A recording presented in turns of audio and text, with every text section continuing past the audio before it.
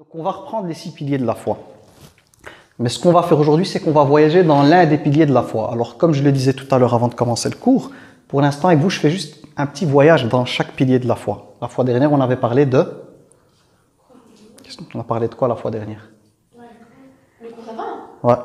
On avait fait le récapitulatif. Ah, et on a fait croire là, l'unicité. Ouais. Ok.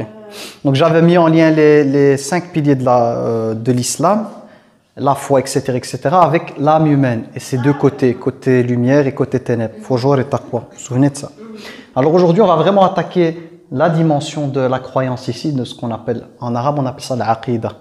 Quand on parle de la croyance, on appelle ça l'aqidah. Ça ressemble au terme uqda, qui veut dire un nœud. C'est-à-dire que la croyance, ça doit être quelque chose qui doit être fermement attaché dans notre cœur, bien enraciné. Si c'était un arbre avec des racines profondes. Et ces racines, ce sont celles-ci. Ça, ce sont les bases, les piliers de cette fondation. Donc, on peut parler de racines pour un arbre. Ce sont 6 racines qui doivent s'implanter dans le cœur et après, elles vont donner un arbre. Parce que la foi, elle va nous pousser à avoir un certain comportement. Et le comportement à avoir, c'est un comportement dans lequel on essaye de satisfaire Allah Tabaraka wa Ta'ala en faisant le bien. Nourrir les pauvres, les respects des parents, la prière. Le prophète alayhi salam, il dit que la foi, elle est composée de plusieurs branches. Il y a plusieurs versions de hadith. Il y en a un qui cite plus de 70, etc., etc. Et il dit, et le plus petit degré de la foi, c'est le fait d'enlever, quand tu es sur une route, tu vois un objet qui gêne, qui va déranger les gens, d'enlever cet objet. Ou éventuellement, tu vois un déchet, tu le mets à la poubelle. Ça fait partie de la foi que d'enlever cet objet-là. Par exemple, tu vois du verre. Ici, souvent, il y a des enfants qui jouent à l'extérieur. Et voilà, tu vois que c'est dangereux, tu l'enlèves de la route. Ben, tu es récompensé pour cela. Ça, c'est le plus petit niveau de la foi. Dans la foi aussi, tu as ce qu'on appelle la pudeur. C'est-à-dire qu'il fait partie de la foi. Les effets de la foi, c'est avoir de la pudeur. Chez nous, en dialecte, on dit hichem. Ça veut dire avoir de la pudeur. Donc la foi, il y a ces choses qu'il y a au tableau, mais aussi tout un comportement qui va se dégager de cette foi. Comme quand vous avez une plante, il y a une odeur qui se dégage de cette plante. Ben, la foi, elle va vous amener à rayonner. C'est-à-dire qu'à travers votre foi, normalement, votre comportement va changer. Et vous serez une personne qui amène le bien là où elle va. Parce que quelqu'un qui a une foi solide, qui croit en tout cela, va faire très attention à ses actes. Il va toujours avoir une connexion de savoir que Allah l'observe, qu'il y a des anges qui inscrivent vos actions, qu'on a reçu une révélation qui montre le plan à suivre. Des prophètes sont venus pour cela et des messagers. On croit au jour du jugement dernier, c'est-à-dire le fait qu'on sera jugé sur chaque acte qu'on a commis. Et on sait que notre destin il est entre les mains d'Allah et qu'Allah il a fait en sorte que ceux qui font le bien auront un bon destin. Ceux qui font le mal risqueront d'avoir un mauvais destin. Est-ce qu'on se comprend jusque-là? Donc on voit bien que la foi, elle va créer en nous une énergie. Pourquoi? Parce qu'il y a quelqu'un qui m'avait posé une question, notamment en commentaire sur YouTube, en me disant quel est le lien, voilà, la personne ne voit pas comment on peut appliquer les piliers de l'islam déconnecté de la foi. Pour elle, elle n'arrivait pas à comprendre que, elle disait, ben si tu pries, c'est que tu as la foi. Et l'idée, ce que j'ai essayé de lui expliquer via un commentaire, c'est que certes, oui, quand tu es vraiment croyant, tu vas prier avec ta foi, mais il y a des gens qui prient pas forcément parce que la foi est présente. Ils prient parce que les parents leur disent de prier. Ils prient parce que, voilà, tout le monde prie et je vais me taper la honte de ne pas prier. Et à l'époque du prophète, il y avait ce qu'on appelle les hypocrites qui entre guillemets, faisaient semblant d'être musulmans. Voilà, parce que c'était mieux dans leur intérêt de faire, voilà, d'être, entre guillemets, à donner une image de musulman, mais dans leur cœur, ils s'en foutaient de la prière, ni d'Allah, ni rien. Et dans Surat al-Baqarah, Allah, dès le début, nous donne 3 catégories de personnes. Surat al-Baqarah, ce qui est bien, c'est qu'elle commence, elle vous donne 3 profils de personnes. Elle commence par al-muttaqin. Muttaqin, c'est ceux qui ont taqwa. Vous vous souvenez, fujur et taqwa. Les deux, ceux qui ont taqwa. Et il les décrit. Puis après ça, vous avez ce qu'on appelle ceux qui renient Allah, al-kafirun. Ceux qui disent, voilà, ils renient tous les bienfaits d'Allah. Et là, Allah tabaraka wa ta'ala, il y a eu peut-être 2 versets dessus, si je me souviens bien. Et quand il a commencé à parler des hypocrites, alors c'est des versets, plus d'une dizaine de versets. Et il dit, ils montrent la foi, mais dans leur cœur, il n'y a pas un gramme de foi. Et c'est des gens qui, quand ils sont avec les croyants, ils disent « Amen », on croit. Et quand ils retournent auprès de leur shayatin, et le terme shaitan aussi, ce n'est pas forcément tout le temps les djinns. Shaitan, c'est un terme qui montre le fait que la personne, elle est mauvaise. Elle ne cherche que le mal. Et on dit cela, c'est un shaitan. Même chez nous, on dit, c'est un de ces shaitans, celui-là. Donc, shaitan, c'est quelqu'un qui appelle au mal. Donc, il y a des shaitans parmi les djinns et parmi les humains. Donc, cette personne-là, quand on dit, quand il retourne chez ces shaitans, on peut comprendre le sens des gens mauvais. Il dit, on est avec vous. Ils disent, on est avec vous. On se moque d'eux en vérité. Ça veut dire que nous, on fait semblant d'être croyants. Mais on s'en fout, c'est n'importe quoi. Mais voilà. Donc, ça veut dire quoi? C'est que des gens peuvent montrer l'islam. Donc, les 5 piliers, par une prière, par une shahada et tout. Mais cela ne prouve en rien qu'ils ont vraiment la foi dans le cœur.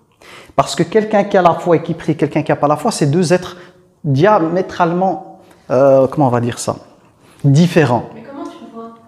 C'est à l'intérieur du cœur que tu le sens. Par exemple, Allah, il a montré des caractéristiques parce qu'il y a ce qu'on appelle la grande hypocrisie et la petite. La grande hypocrisie, c'est celle où tu montres la foi et tu caches la mécréance. La petite hypocrisie, c'est dans les actes. C'est par exemple lorsqu'il parle, il ment. Okay. Lorsqu'il te, par exemple, ida hadatha kadab, wa ida tumina khan. Si tu lui donnes un dépôt, quelque chose de confiance, on va te trahir. Si tu disputes avec la personne, elle va te sortir des insultes que tu n'as jamais entendues de ta vie. Elle va les déballer. Et c'est aussi une personne, il y avait ida tumina khan, ida hadatha kadab. Oui, tu sais, je connais la suite. Il y avait le fait que si elle se dispute, la personne va se mettre en colère. Et c'est quelqu'un qui ment et trahit. Elle est connue pour trahir, pas que les dépôts. Quelqu'un en qui tu ne peux pas avoir confiance. Si la personne elle a les 4 défauts en même temps, elle est 100% hypocrite dans ses actes. Si elle en a une, elle a une part de l'hypocrisie. Quelqu'un qui ment beaucoup, mais qui ne trahit pas et tout, a une part de l'hypocrisie. Elle va devoir travailler là-dessus. Donc il faut distinguer deux choses. L'hypocrisie quant à la foi et l'hypocrisie dans les actes. On peut être musulman et être hypocrite dans les actes, mais croire quand même en Allah. Et on peut être vraiment hypocrite. Ça veut dire que tu ne fais pas tes actes pour la bonne raison, la vraie... Non, c'est-à-dire que c'est quelqu'un, c'est un musulman, mais il fait que mentir. Il est considéré ici hypocrite dans les actes, la petite hypocrisie. C'est clair. La vraie hypocrisie, la grande, citée dans le Coran, c'est une personne qui montre la foi alors qu'elle s'en fout complètement, elle n'y croit même pas. Elle s'en moque même. On comprend, on se comprend. Oui. Non, c'est bon, tu as répondu à ma question. J'ai répondu. Donc ça, c'est pour comprendre. Pourquoi je vous explique ça? C'est pour comprendre un peu la mécanique. Alors, il y a une autre règle chez les savants. Ils disent que, vous voyez l'islam, on avait cité l'islam, la première station, l'iman. Lorsque ces termes sont cités seuls, l'un comprend l'autre. C'est-à-dire, si vous avez un passage du Coran, un hadith, on parle d'islam, eh bien, le terme islam comprend même l'iman, s'il est cité seul. Par contre, lorsque ces deux termes sont cités ensemble dans un texte, chacun va prendre sa propre définition. Donc, si dans un texte vous tombez sur l'iman, tout seul, ça comprend l'islam et la foi. C'est clair ou c'est du chinois? Donc, je répète, ces mots-là, donc les stations spirituelles, ici on est à la deuxième station. Vous avez la première station qui est l'islam. Vous êtes la deuxième, vous avez la deuxième qui est l'iman. Vous me suivez jusque-là. Quand ces deux mots sont cités ensemble dans le même texte, le même hadith ou le même verset, chacun va prendre sa propre définition. L'islam sera les 5 piliers de l'islam, des actes extérieurs, ok? Et la foi, elle visera tout ce qui est dans le cœur. L'iman, c'est ce qu'il y a dans le cœur. Par contre, si vous tombez sur le mot islam seul dans le Coran, mais il n'y a pas le terme iman, le terme comprend aussi la foi.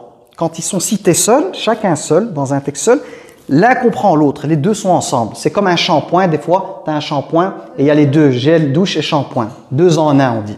C'est clair ou pas? Donc il y a du 2 en 1 quand il est seul. Mais s'ils sont eux deux en même temps présents, chacun va avoir un sens. Vous me suivez? Okay. Et il faut savoir que même dans la foi, il y a des niveaux. Comme il dit l'imam Malik, il dit « Al-iman ou yazid wa yanqus » si c'est l'imam Malik, si je me souviens bien, il dit « La foi, elle augmente et elle baisse ». Comment elle augmente pour vous? Comment elle baisse? Voilà. Via les bonnes actions, la foi, elle va augmenter. Quand on fait des péchés, elle diminue. Donc c'est comme ça travaille. Et moi, j'ai un très bon exemple. Moi, j'aime bien donner des exemples de la vie de tous les jours qui nous permettent de comprendre les choses. Donc pour pouvoir avoir la foi et augmenter sa foi, il va falloir pratiquer les piliers de l'islam pour voir le lien entre les deux. Ok? L'image que je peux vous donner de ça, c'est quoi? C'est comparable à quelqu'un qui est sur un vélo. Vous savez que le vélo, un vélo, il est composé d'un dynamo. Vous savez c'est quoi un dynamo? Quand tu pédales, tu vas alimenter il y a un petit moteur qui va te permettre d'avoir de la lumière. Vous me suivez jusque-là? Donc le dynamo, pour moi, et la lumière qui s'en dégage, c'est la lumière de la foi. Ça veut dire quoi? Si j'arrête de pédaler, la lumière, qu'est-ce qu'elle va faire? Petit à petit, elle va disparaître. Si je pédale, la lumière va jaillir. Plus je vais pédaler vite, plus la lumière va jaillir. Eh bien, pour moi, c'est la même chose. Quand tu pédales, ce sont les œuvres. Quand tu fais des bonnes actions, tu es en train de pédaler. Ce qui va se passer, c'est que pendant que tu pédales, tu as ta foi qui augmente. Par le fait qu'elle augmente, elle va rayonner.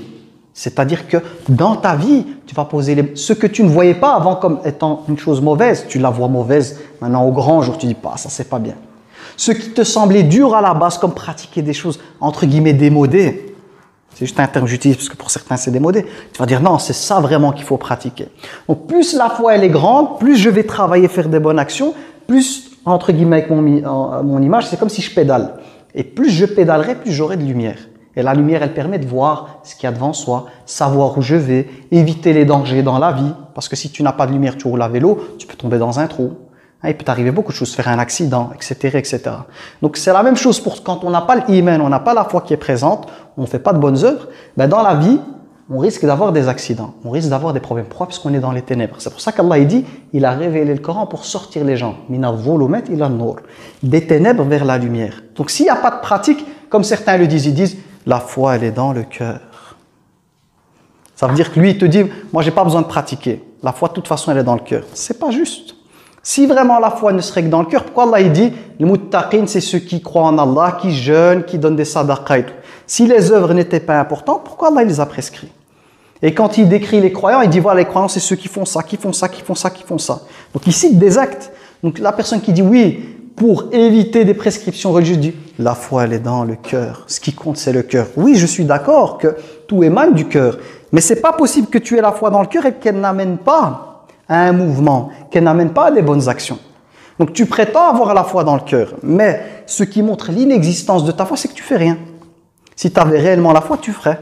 Est-ce qu'on se comprend? C'est pour ça qu'ils disent l'iman, c'est le qawl bil lisan, c'est une parole par la langue. Donc nous on dit je crois.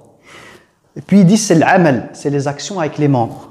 Et c'est l'i'tiqad, c'est la croyance dans le cœur. Donc c'est trois choses quand on dit qu'on a la foi. C'est une parole qu'on cite, une croyance dans le cœur, et tout cela va amener des bonnes actions. Ça c'est la foi. Comme ça je vous donne d'autres définitions de la foi. Ça c'est la foi. Si ces trois choses ne sont pas là, on ne peut pas parler de foi. Tu dis j'ai la foi, tu pries pas, il y a un problème. De quelle foi on parle? Parce que si tu pries pas et tu dis j'ai la foi dans le cœur, mais non, parce que si tu savais qui était Allah, tu ne pourrais pas ne pas prier. C'est impossible. Mais si tu as la foi, si tu as la foi, tu connais l'importance de la prière en soi, ouais. Tu es obligé de prier. C'est il y a un lien automatique. Si tu as la foi, tu crois en Allah et qu'Allah, tu dis la ilaha illallah, qu'il n'y a de divinité digne d'être adorée qu'Allah, ça veut dire qu'il n'y a que lui qui est digne d'être adoré. Ben, automatiquement, ça va me pousser à prier. Quand tu aimes quelqu'un, tu as envie d'être proche de cette personne que tu aimes. Tu as envie de faire ce qui lui fait plaisir afin de te rapprocher de lui. Donc comment tu me dis, ouais, j'aime Allah, ou j'ai Allah dans le cœur, et tu pries pas? Mais quelqu'un qui aime Allah, il a envie de se retrouver sur le tapis. Il a envie d'avoir ce moment de confidentialité, de vider son cœur, de dire, Rab. Voilà. Pour deux choses, quand Allah te comble, tu as envie de le remercier, et tu as envie d'être dans cette prière, Rab, merci de m'avoir donné tout ça. Alhamdulillah, de faire des louanges. Et quand tu vas mal, tu as besoin d'être proche, ya Rab. Voilà, j'ai de la peine et tout, je sais que tu es le seul qui connaît ma peine et tout. Donc comment on peut parler de foi s'il n'y a pas de prière? C'est pas possible. C'est pour ça que le prophète, alayhi salam, il appelait la prière Amoud ad-Din. Amoud, c'est quoi? Vous voyez, quand vous êtes en train de monter une tente, il y a des tentes où tu as un pilier central. Quand je dis un pilier, c'est un bâton central, c'est celui qui tient le chapiteau, tout au-dessus. Et puis tu as des piliers comme ça pour faire le tour. Quand c'est des grandes tentes des chapiteaux, tu en as une comme ça, puis certaines autres. S'il te manque le bâton central, on va dire le pilier central, qu'est-ce qui se passe? La tente, elle s'effondre, même s'il y a d'autres actes autour.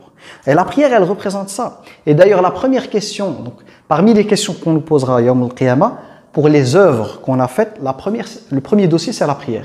Si la prière passe, tout passe. Si la prière, elle passe pas, il n'y a rien qui passe. Comme dans les écoles, des fois, il y a des matières qui sont plus importantes que d'autres. Le français, par exemple, le cours de français ou de maths, ont plus de valeur que des cours de géo, des cours d'histoire. C'est moins important. Tu rates le français ou tu rates des cours importants pour les d'autres langues, tu peux rater ton année complètement. Par contre, un autre cours, on va te donner une petite faveur. C'est un cours central. Si tu le zappes, c'est foutu. On se comprend. Donc la prière, c'est le cours entre guillemets central. S'il n'y a pas de prière, il n'y a rien. Et d'ailleurs, on posera la question aux gens de l'enfer. On va leur dire, parmi les noms de l'enfer, il y a un nom, c'est Saqar. On va leur dire, Ma salakakum fi Saqar. Qu'est-ce qui vous a précipité dans ce Saqar? Ils vont dire, Qalu lam naku minal musallin. Nous n'étions pas de ceux qui priaient. Et ils rajoutent d'autres choses. Dans une autre sourate, Allah il parle même de ceux qui prient, qui risquent d'aller dans un autre nom de l'enfer, c'est l'Wail. فَوَيْلٌ لِلْمُصَلِّينَ. Allah dit فَوَيْلٌ لِلْمُصَلِّينَ. Si tu t'arrêtes là, il manque une partie, tu vas mal comprendre. Parce qu'Allah dit ceux qui prient seront précipités dans le Wail, une vallée de l'enfer. Le reste du verset va expliquer quand il dit الَّذِينَ هُمْ عَنْ صَلَاتِهِمْ سَاهُونَ. Ceux qui Sahoun, c'est comme chez nous on dirait qu'on dit Nsa, qui la néglige, qui ne respecte pas ses temps sans excuse valable, qui la bâcle, comme un devoir bâclé. Tu m'amènes un devoir bâclé, je vais dire c'est quoi ce torchon? Bref, une catastrophe. Poubelle. Donc Allah il dit Fawailun lil musallin, ceux qui prient, mais qui, par rapport à cette prière, ils sont complètement négligents. Ils la font n'importe comment, ils ne respectent pas les temps. Wailun.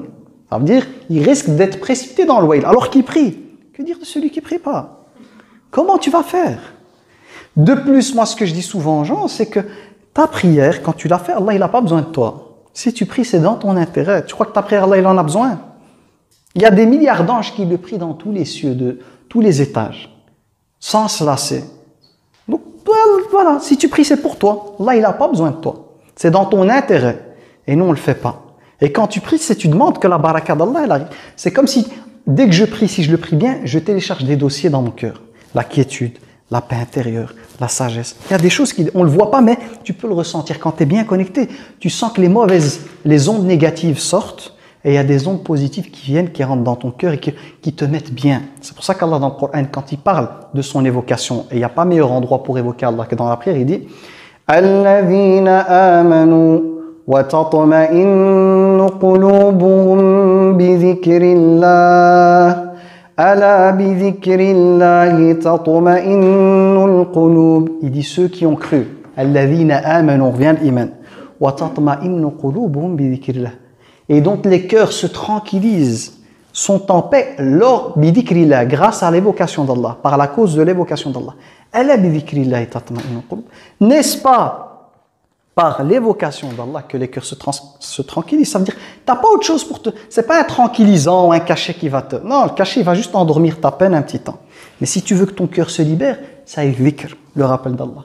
Bref, moi je vous ai fait juste une introduction, comment on met en lien les 5 piliers avec la foi. La foi, c'est le moteur. Pour être assidu dans les piliers. Les 5 piliers de l'islam, la pratique, le jeûne du ramadan, la prière et tout, on a besoin de cette foi. La foi, ça va être le moteur. Et cette pratique, ce qui va se passer, c'est qu'il y aura un effet dans les deux sens. C'est-à-dire que toi, c'est ta foi qui va t'aider à pratiquer comme il faut, mais par le fait de pratiquer comme il faut, tu renforces ta foi. Comme avec l'énergie solaire. Vous connaissez l'énergie solaire? Tu mets une plaque spéciale, la photovoltaïque, et tu prends. Donc, tu as la foi dans ton cœur il est là, avec une plaque comme ça, qui rayonne, il y a déjà de l'énergie. Tu pratiques les bonnes œuvres, tu es en train de prendre des bonnes énergies. Comme avec le soleil, tu prends de l'énergie et tu remplis de nouveau ton cœur. Donc tu as besoin de la pratique. C'est clair ou pas? Ok. Alors maintenant, on va passer aux anges, parce que c'était le menu, c'était le programme. On va passer aux anges, Inch'Allah. Au tableau, je vous ai mis un résumé. C'est pas moi qui l'ai mis, donc je remercie Sarah de l'avoir fait à ma place, parce qu'elle a une écriture beaucoup plus belle que la mienne. Dans mon écriture, elle est un peu fatiguée. Ok. Donc elle m'a fait un beau petit résumé au tableau, donc, du cours que je lui ai présenté. La première partie du tableau, c'est un peu, on va dire, la définition du terme ange, mais en arabe. D'où ça vient le terme malak. Al-malaika, c'est le pluriel. Le singulier, on dit malak. Et il faut savoir que dans la langue arabe, le malaika, c'est féminin. C'est la raison pour laquelle les Arabes de l'époque disaient que les anges, c'était les filles d'Allah. Ils disaient ça. Ils attribuaient à Allah des filles, et ils disaient que le malaika, c'était les filles d'Allah. Eux, ils refusaient de s'attribuer des filles. Ça veut dire qu'eux, si tu leur annonçais le fait d'avoir une fille, c'était la pire catastrophe de leur vie. C'était la plus mauvaise nouvelle qu'ils pouvaient avoir. Mais Allah, ils lui ont quand même donné des filles. Alors qu'Allah montre dans le Coran que les femmes ont une place importante. Il y a une sourate complète qui s'appelle Sourate An-Nisa. Allah, il a aussi dans le Coran montré qu'il y avait des femmes, c'était des modèles pour tous les croyants. Quand Allah, il dit dans... c'est une ou deux sourates avant celle d'Al-Mulk. Je ne sais plus si c'est Talaq ou l'autre, mais je ne pense pas que c'est Talaq, c'est celle juste après, le nom m'échappe, où Allah il donne un exemple. Allah il dit, il donne daraba mathalan, il donne un exemple, lilladhina amanu, pour ceux qui ont cru, la femme de Pharaon, qui a dit, ô Seigneur, construis-moi auprès de toi une demeure au paradis, wa najjini, et sauve-moi de Pharaon et des gens qui sont autour de lui, et sauve-moi des gens injustes. Donc Allah il dit cette femme-là, c'est un modèle pour tous les croyants, hommes et femmes. Puis il donne un deuxième modèle qui est Mariam. Vous connaissez tous Mariam, Marie. J'ai déjà raconté l'histoire avec les garçons. Et vous aussi, je vous ai déjà raconté l'histoire de Mariam, comment elle a grandi. Donc Allah, pour les hommes aussi, il nous donne deux modèles féminins. Parce que souvent on dit, ouais, la place de la femme.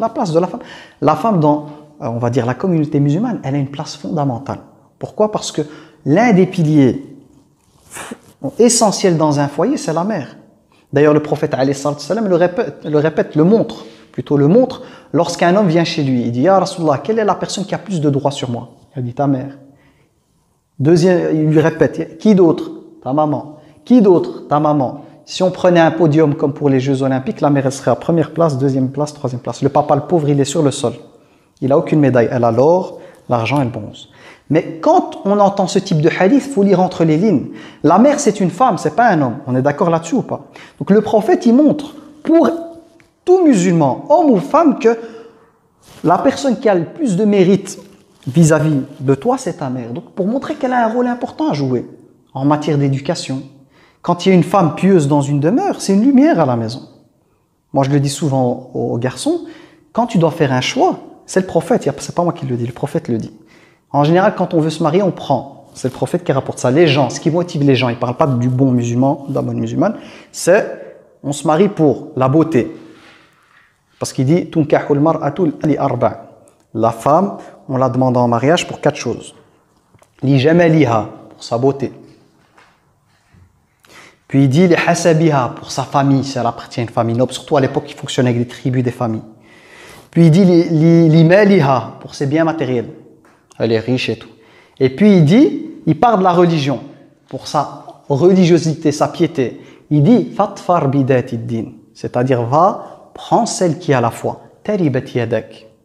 Ou sinon, ici il y a plusieurs interprétations des savants sur taribat yadak. Taribat, certains ils disent que si tu le fais pas, taribat veut dire tes mains seront remplies de poussière. Ça veut dire que tu vas connaître tamara, la difficulté, la peine et tout. Tu vas connaître entre guillemets un peu l'enfer à la maison. Et certains ils ont dit tu seras tranquille. Donc ça veut dire quoi? Que on a chez nous le fait que le prophète alayhi salam montre que la femme, elle est très importante dans nos sociétés. Mais ce qui donne de la valeur à cette femme, c'est sa piété. C'est pas ce qu'on nous montre à la télé, ouais, parce que la beauté, on te dit Miss Univers, Miss je sais pas quoi, Miss. Non, c'est pas l'apparence physique. Ce n'est pas non plus ses moyens matériels. Ouais, elle a une entreprise, elle a une carrière, ou qu'elle vient d'une grande famille. Non, c'est qu'est-ce qu'elle a ici. Maintenant, je dis pas que le physique il compte pas, parce que certains, voilà, des fois, ils me comprennent de travers. Le physique, c'est clair qu'il compte. Mais je veux dire quoi par là, c'est que, voilà, le cœur, c'est-à-dire que quand tu rentres dans un projet comme ça, cette personne que tu vas choisir, c'est elle qui sera le pilier à la maison de l'éducation de tes enfants. La société, notre société, si les femmes dans nos sociétés, on prend pas soin d'elles, qu'elles n'apprennent pas, qu'elles ne développent pas leurs connaissances, leurs compétences, c'est les générations futures qu'on met en péril. C'est pour ça qu'il y a un travail à faire important là-dessus. Nous, notre religion, elle prône la connaissance. Et on a comme exemple Aïcha radiyallahu anha. Elle est connue, c'était une femme savante. Les gens, ils allaient chez elle pour lui poser des questions. Elle donnait des fatwas. Qui l'a éduquée? Qui a fait sa formation religieuse? C'est le prophète alayhi salatu wassalam. Et les gens, parmi les hommes, tu vois maintenant encore on répète des imams qui ont une science d'après Aïcha radiyallahu anha, voilà ce qu'elle a dit, voilà ce qu'elle a dit. On voit bien, donc le prophète alayhi salatu wassalam, il a compris que les femmes avaient un rôle important à jouer. C'est clair, c'était une parenthèse pour le féminin. Des fois, moi, j'ouvre des portes chaque fois. Voilà, chaque sujet me fait ouvrir les portes. Donc, malaïka, c'est le pluriel. Al-malaïka, ok. Au singulier, c'est malak, qui veut dire un ange. Puis, vous avez le terme, son origine, d'où il vient? Il vient du terme que je vous ai mis au tableau, qui est ma'lak. Donc, dans la langue arabe, d'où il vient le terme? Il vient de ma'lak. Et ils disent que ce terme ma'lak, il a été changé, transformé. Parce que des fois, dans la langue arabe, je ne sais pas si c'est le cas ici ou quoi, mais il y a des mots difficiles à prononcer. Donc, ils jouaient avec des fois, une lettre, elle passait avant ou après, vous enlevez une autre, ils remplaçaient pour faciliter la prononciation. De ma'lak, c'est devenu mal'ak. Mal'ak. Mal'ak. Et puis, on l'a transformé en malak. C'est clair? Pourquoi on l'a transformé? Pour faciliter pour faciliter la fluidité avec laquelle tu vas le prononcer. Tu vois, parce que celui-là, il est déjà un peu plus compliqué à prendre. Si tu dis ma'alak, ma'alak, tu vois, ma'alak, ça demande tout un. Là, c'est déjà un peu plus léger. Mal'ak, mal'ak, tu vois, c'est plus fluide. Et ça a donné, enfin, malak. Et ça veut dire Non, le sens, ils te disent que le mot, quand tu vas, ça vient de, ils viennent, tous ces mots-là viennent de al-alouka. Al-alouka. Et c'est quoi l'alouka? Si tu peux mettre au féminin al-aloukato, voilà, mais ici on l'a mis comme ça. L'alouka, c'est quoi? C'est risala, c'est le message. Donc en fait, le nom malak en arabe, il vient, si on va directement au français, il vient du terme message. Al-risala. Donc les anges, ce sont quoi? Des messagers. C'est des messagers d'Allah. Ils ont chacun un rôle, ils ont des rôles à jouer. Oui. Donc c'est al-alouka, c'est un... Al-alouka, c'est le risala. Donc c'est un synonyme. Donc ouais, voilà, ils ont ici c'est le synonyme. Qu'est-ce que ça veut dire alouka? C'est le risala. C'est clair? C'est clair ou pas? Donc les anges, le nom, l'étymologie du mot vient du terme message. Donc ce sont les messagers. Chacun il a un poste. C'est pour ça que vous avez la sourate qui le montre. Hein. Par exemple pour Laylatul Qadr. On dit quoi? Inna anzalnahu fi laylatil qadr. On l'a révélé quoi ici lors de Laylatul Qadr? Quoi? C'est quoi qui a été révélé? Le Coran. Puis il dit wa ma adraka ma laylatul qadr. Ça veut dire quoi? Là il dit autre chose. Et qui te dira c'est quoi Laylatul Qadr? C'est comme si je te dis par exemple tu es parti dans un restaurant et tu as goûté un plat quelque chose et puis je te dis ouais dis-moi tu sais comment il est ce restaurant, je peux même pas te dire comment il est tellement, tu vois. Ouais mais adrak ça veut dire si seulement tu savais. Et qui te dira ce que c'est Laylatul Qadr? C'est comme pour dire attention, Laylatul Qadr ça a une valeur. Puis il va dire Allah tabaraka wa ta'ala Laylatul Qadri khayrun min alfi shahr. Laylatul Qadr est meilleur que 1000 mois. Ça veut dire plus de 80 ans de pratique. Tout ce que tu pratiques durant cette nuit est meilleur que 1000 mois. Comme si on va dire c'est multiplié par plus de 1000 mois. Laylatul Qadr khayrun min alfi shahr. Ensuite, tanazzalul malaikatu war-ruhu fiha bi'izni rabbihim min kulli amr. Les anges descendent. War-ruh, c'est qui le ruh ici? Normalement, la traduction littéraire, ce serait l'âme. Mais ruh, c'est quelqu'un ici qui descend. Jibril, pour montrer sa place. Le malaïka et Jibril, ils descendent. Pourquoi quoi? Vas-y. Pourquoi donc ici les anges et il parle de voilà. l'ange Jibril à part. Après, pour montrer, en fait, il y a une règle en arabe. Des fois dans des textes, on appelle ce qu'on appelle tal'am. L'am, c'est le général. Et puis, il y a le khas qui vient juste après. C'est le spécifique. C'est pour donner une valeur. C'est comme si je te dis, mange des fruits, mange des bananes. C'est comme si je voulais dire, mange des fruits, surtout des bananes. C'est-à-dire, je te cite les fruits sont bien, mais les bananes, elles ont quelque chose de plus. Donc, quand on dit, les malaïka, ils descendent, Jibril, c'est un ange, alayhi salam. Mais, là, c'est pour montrer la valeur ou la place de Jibril. Pourquoi? Ça, c'est très intéressant à méditer. Pourquoi dans cette sourate, Allah, il cite Jibril à part? Donc, il cite tout le malaïka.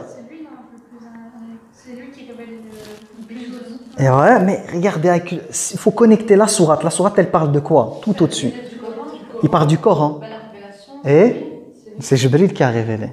Donc quand il parle du Coran, le thème ici c'est le Coran, qui a été révélé durant Laylatul Qadr. Laylatul Qadr, si elle a cette valeur, c'est parce que la parole d'Allah a été révélée. Donc ici, tous les anges, mais il y a Jibril qui va être cité par après. Pourquoi? Parce que c'est lui qui va être celui qui va transmettre le Coran. Vous avez compris ou pas?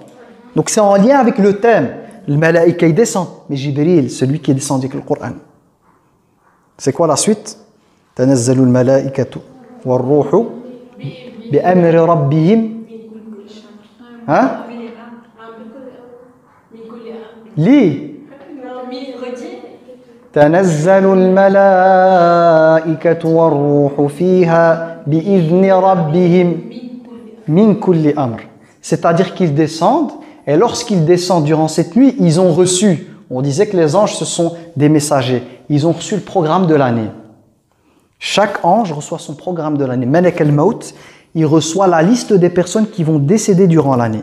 Il a un listing. Quand je dis la liste, il ne faut pas vous imaginer des listes comme ici de présence et tout. Non, il reçoit chaque personne avec son heure, la seconde, l'endroit où il doit aller. Et comment elle va mourir? Et bien, imaginons qu'on était sur la liste de Laylatul Qadr qui passe. Déjà, je disais ça, elle était, tu vois, elle a failli avaler son autre travers. C'est fini. L'heure qui est décidée, c'est fini. Il va arriver au moment voulu, c'est fini. C'est pour ça que durant cette nuit, on fait beaucoup de dua. Parce qu'on espère qu'Allah, tabaraka wa ta'ala, quand il va révéler ce qu'il va révéler, on espère, entre guillemets, avec nos mots à nous, essayer de gagner le khir. Que ce qui va descendre, c'est favorable pour nous. Mais l'ange de la mort reçoit son listing, mais il n'y a pas que lui. Chaque ange reçoit, on va dire, un message, un plan à suivre. L'ange des naissances, toutes les naissances qui vont arriver durant cette année, elles sont inscrites, ces naissances-là. Et tout, les pluies, chaque pluie, tel endroit, autant de litres, tel endroit, autant de litres. Je ne sais pas s'ils comptent ça en litres, moi je vous utilise nos mots. Hein. Chaque chose, les plantes qui vont sortir, tout ce qui va y avoir, la gestion du monde, le plan, c'est durant Laylatul Qadr que c'est fixé. Et les anges, leur rôle, c'est ça. Les anges, c'est comme des travailleurs. Ils ont chacun un poste qu'ils doivent gérer. Ils s'occupent de chaque chose. Chaque ange, il fait quelque chose. Alors ouais, certains vont s'imaginer avec un PC. Alors aujourd'hui, c'est quoi le planning? Ok, ok, je vais faire ça. Nous, on s'imagine ça comme ça parce que c'est notre monde. Eux, ils ont leur monde à eux. Nous, c'est avec des tablettes, Internet et tout. Eux, ils ont leur monde, leur code. Et ils font ce que Allah leur demande. C'est pour ça que, pour vous donner des caractéristiques sur les anges, c'est que de un, les anges, ils ont une spécificité qu'on n'a pas, ni nous, ni les djinns, c'est « La ya'asuna Allah ma amarahum wa yaf'aluna ma yu'marun » Ils ne désobéissent jamais. Et « yaf'aluna ma yu'marun » c'est ils font ce qu'ils ont reçu comme ordre. Tout ce qu'Allah dit, ils vont le faire. Et ils ne connaissent pas la désobéissance. Et ils sont faits de... Ils ont été créés de lumière. Ça veut dire que leur propriété physique, elle est incroyable. Nous, on est fait de terre, on est des petits faibles. La terre mskena, voilà. C'est pas la matière la plus solide ou la plus, voilà, entre guillemets, je vais dire la plus noble. C'est une petite matière, même une graine pour qu'elle pousse, elle se développe, ça prend du temps. Mais la lumière, ça a des propriétés. Par exemple, la lumière, sa vitesse, c'est 300 000 km à la seconde. Les plantes qui vont pousser, elles ne poussent pas à 300 000 km/s. Toute lente, la petite graine, elle arrive. Donc, l'humain, il est fait de terre, donc il va prendre les propriétés de la terre. L'ange est fait de lumière, il aura les particularités ou les propriétés de la lumière. Mais ça ne veut pas dire que les anges ils vont qu'à la vitesse de la lumière. Jibril alayhi salam, il dépasse la vitesse de la lumière, mais je ne sais pas combien de fois. Oui. On avait une question. Est-ce qu'ils peuvent, comme tu as dit, ils désobéissent jamais? Jamais. Mais est-ce qu'ils peuvent poser des questions? Ouais. Il faut un délai. Je suis obligé de vous donner une preuve. Comme quoi ils posent des questions, il faut une preuve. Ma preuve, c'est quoi? C'est dans le Coran, Surat al-Baqarah, on revient. La première histoire qu'Allah nous cite, c'est l'histoire de l'humanité. C'est-à-dire Allah tabaraka wa ta'ala qui décide de créer un humain. Quand il dit وَإِذَا قَالَ رَبُّكَ لِلْمَلَائِكَةِ إِنِّي جَاعِلٌ فِي الْأَرْضِ خَلِيفَةً. Et lorsque ton Seigneur dit aux anges, je vais placer sur terre un khalifa. Alors les termes en arabe sont importants. Dans le terme khalifa en arabe, ça sous-tend le fait de prendre la place. C'est-à-dire qu'il y avait des êtres sur terre et que cet être qui va arriver, il va prendre leur place. Dans le terme khalifa aussi, au niveau de la structure du mot, il y a aussi le sens de celui qui aura une descendance. Ça veut dire que lui, il va remplacer des gens, mais lui aussi, il aura une descendance. Comme on dit par rapport à Adam. Voilà, c'est pour Adam ici. Le khalifa, c'est Adam. Donc, il va remplacer des djinns et en même temps, lui, il aura une descendance. Et dans le terme khalifa, ça, c'est un autre savant que j'ai entendu, il s'appelle ici Mustafa al-Bouhiaoui, c'est un savant musulman du Maroc. Il dit, même dans le terme khalifa, il y a khalqun mukhtalif, une créature qui est différente des anges. C'est pour ça que quand Allah il leur dit, je vais créer un être, il ne sera pas comme eux. Eux, c'est quoi? Ils désobéissent jamais, ils font tout ce qu'Allah dit. Mais lui, il sera différent. Parce que dans le terme khalifa, il y a mukhtalif, il est différent. Là, pour la question que vous avez posée, est-ce que les anges posent des questions? Oui, parce qu'ils vont dire Allah. قالوا أتجعل فيها من يفسد فيها ويسفك الدماء ونحن نسبح بحمدك ونقدس لك. Ils vont dire, Ya Rab, vas-tu établir sur terre un être qui va semer la pagaille, qui va verser le sang, ça veut dire les guerres, alors que nous, on te qaddis, ça veut dire on te respecte, on te vénère, mais un respect de haut niveau, et on te sabah, on te glorifie. Pourquoi un être? Déjà les djinns étaient sur terre, le sang, la pagaille, pourquoi? Parce qu'ils étaient libres, contrairement aux anges. De nouveau des êtres libres sur terre, ils vont remplacer. Donc ils posent la question, Ya Rab, c'est quoi le sens? Allah, c'est quoi la réponse qu'il va donner, subhanahu? Il va dire قال إني أعلم ما لا تعلمون. Il dit, je sais ce que vous ne savez pas. Et là, ça montre la sagesse et la connaissance d'Allah qui est au-dessus de tout. Eux, ils n'ont pas fait, ouais, mais on veut savoir. Hein. Ils n'ont pas fait ça. Parce que nous, souvent, Allah, il va te dire, par exemple quelqu'un, on ne va pas dire Allah, ça va dire, ouais, ça c'est des choses, il n'y a qu'Allah qui connaît. Ouais, mais je veux savoir. Ah, ton cerveau, il ne va pas comprendre. Même si on t'explique. C'est comme si moi, je suis prof d'électronique, tu n'as jamais fait de cours d'électronique. Et tu veux que je t'explique comment fonctionne une plaquette dans un téléphone. Et que tu veux comprendre tout le truc. Tu ne vas rien, comment je te dis, Allah yahdik. Qu'Allah te guide, tu vas rien. Non, je veux savoir. Ah, tu ne vas rien comprendre, ton cerveau, il va bugger. Non. Ou des maths, des fois, vous avez des génies en maths. Ils vous font de ces équations. Des trucs incroyables. Tu regardes ta tableau, toi, tu comprends rien, c'est du chinois pour toi. Et il va dire non, E égale MC2 de la vitesse de je sais pas quoi, de la proportion, des trucs, des graves. Ton cerveau, c'est pas pour toi. Donc Allah, il dit aux anges, inni a'lamu ma la ta'lamun. Je sais ce que vous ne savez pas. Puis qu'est-ce qu'il fait? Il apprend à Adam le nom de toutes choses. Wa 'allama Adam al-asma'a kullaha. Ensuite, examen. Parce que les anges, ils ont dit, Ya Rab, ils n'ont pas d'orgueil, les anges. Donc je ne vais pas dire qu'ils ont eu de l'orgueil, mais ils n'ont pas compris le sens. Qu'est-ce qu'il va faire? Il va tester les anges. Examen maintenant. Il va dire aux anges, dites-moi c'est quoi le nom de toutes ces choses-là. On ne peut pas leur dire de citer les noms. Qu'est-ce qu'ils vont dire? Ils vont dire, Ya Rab, on ne sait pas. On ne connaît que ce que tu nous as appris. Wa anta al-alimul hakim. Et toi, tu sais, et tu es le sage. Ça veut dire qu'ils ont reconnu leur faiblesse par rapport à Allah. Ils disent, Ya Rab, c'est des choses que tu ne nous as pas appris, on ne sait pas y répondre. Et ouais, tout à l'heure, vous posiez pourquoi un humain. Ça, c'est juste des objets, vous ne savez même pas les nommer. Et vous voulez rentrer dans mes plans. Donc déjà, des mots, ouais, ça, tu ne sais pas comment ça s'appelle. Tu veux déjà rentrer dans quelque chose qui est plus compliqué. C'est comme si quelqu'un, il ne sait pas lire. Tu lui mets tableau, il ne sait même pas les lettres. Il dit, ouais, voilà, je veux lire un roman. Ah, tu ne sais même pas lire, va apprendre l'alphabet. Quand tu auras appris l'alphabet, les syllabes, les mots, un peu de conjugaison, de grammaire, après, si tu veux, on va rentrer dans la poésie et tout. Mais si déjà, tu cales avec les mots, tu bugs la voiture, rentre pas dans un poème. Parce que c'est déjà un texte compliqué, on se comprend pas. Donc les anges, il leur dit, c'est quoi le nom de ça? Ils reconnaissent, ils sont humbles. Ce n'est que ce que tu nous as appris. Ça veut dire, Ya Rab, la connaissance, elle vient de toi. Wa anta, ils disent, rajoute, anta al-alim, tu es al-alim, celui qui c'est al-hakim, le sage. Donc ils reconnaissent. Puis là, il dit, Ya Adam, anbi'hum. Dis-leur c'est quoi le nom de tout ça. Adam qui cite le nom. Pour montrer la place de l'humain. Eux, entre guillemets, dans nos mots, nous on dit, c'est comme si, c'était pas le but des anges, mais moi je vous donne juste une expression, comme s'ils l'ont un peu hagar, un peu du style, quand ils ont vu Adam, ils l'ont un peu rabaissé, du style, mais là, quand Adam il arrive, eux ils connaissent pas les réponses, ces choses. Et t'as une nouvelle créature, ça c'est ça, ça c'est ça. T'es choqué, tu vois. T'arrives, c'est comme un élève qui débarque en classe. J'invente, vous avez 18 ans, vous avez le bac à passer, donc le truc de 6e, et tu as un mini-pouce de 11 ans qui rentre en classe. Et vous dites, ouais monsieur, pourquoi vous avez mis cet élève? Il a 11 ans, nous on a 18 ans et tout.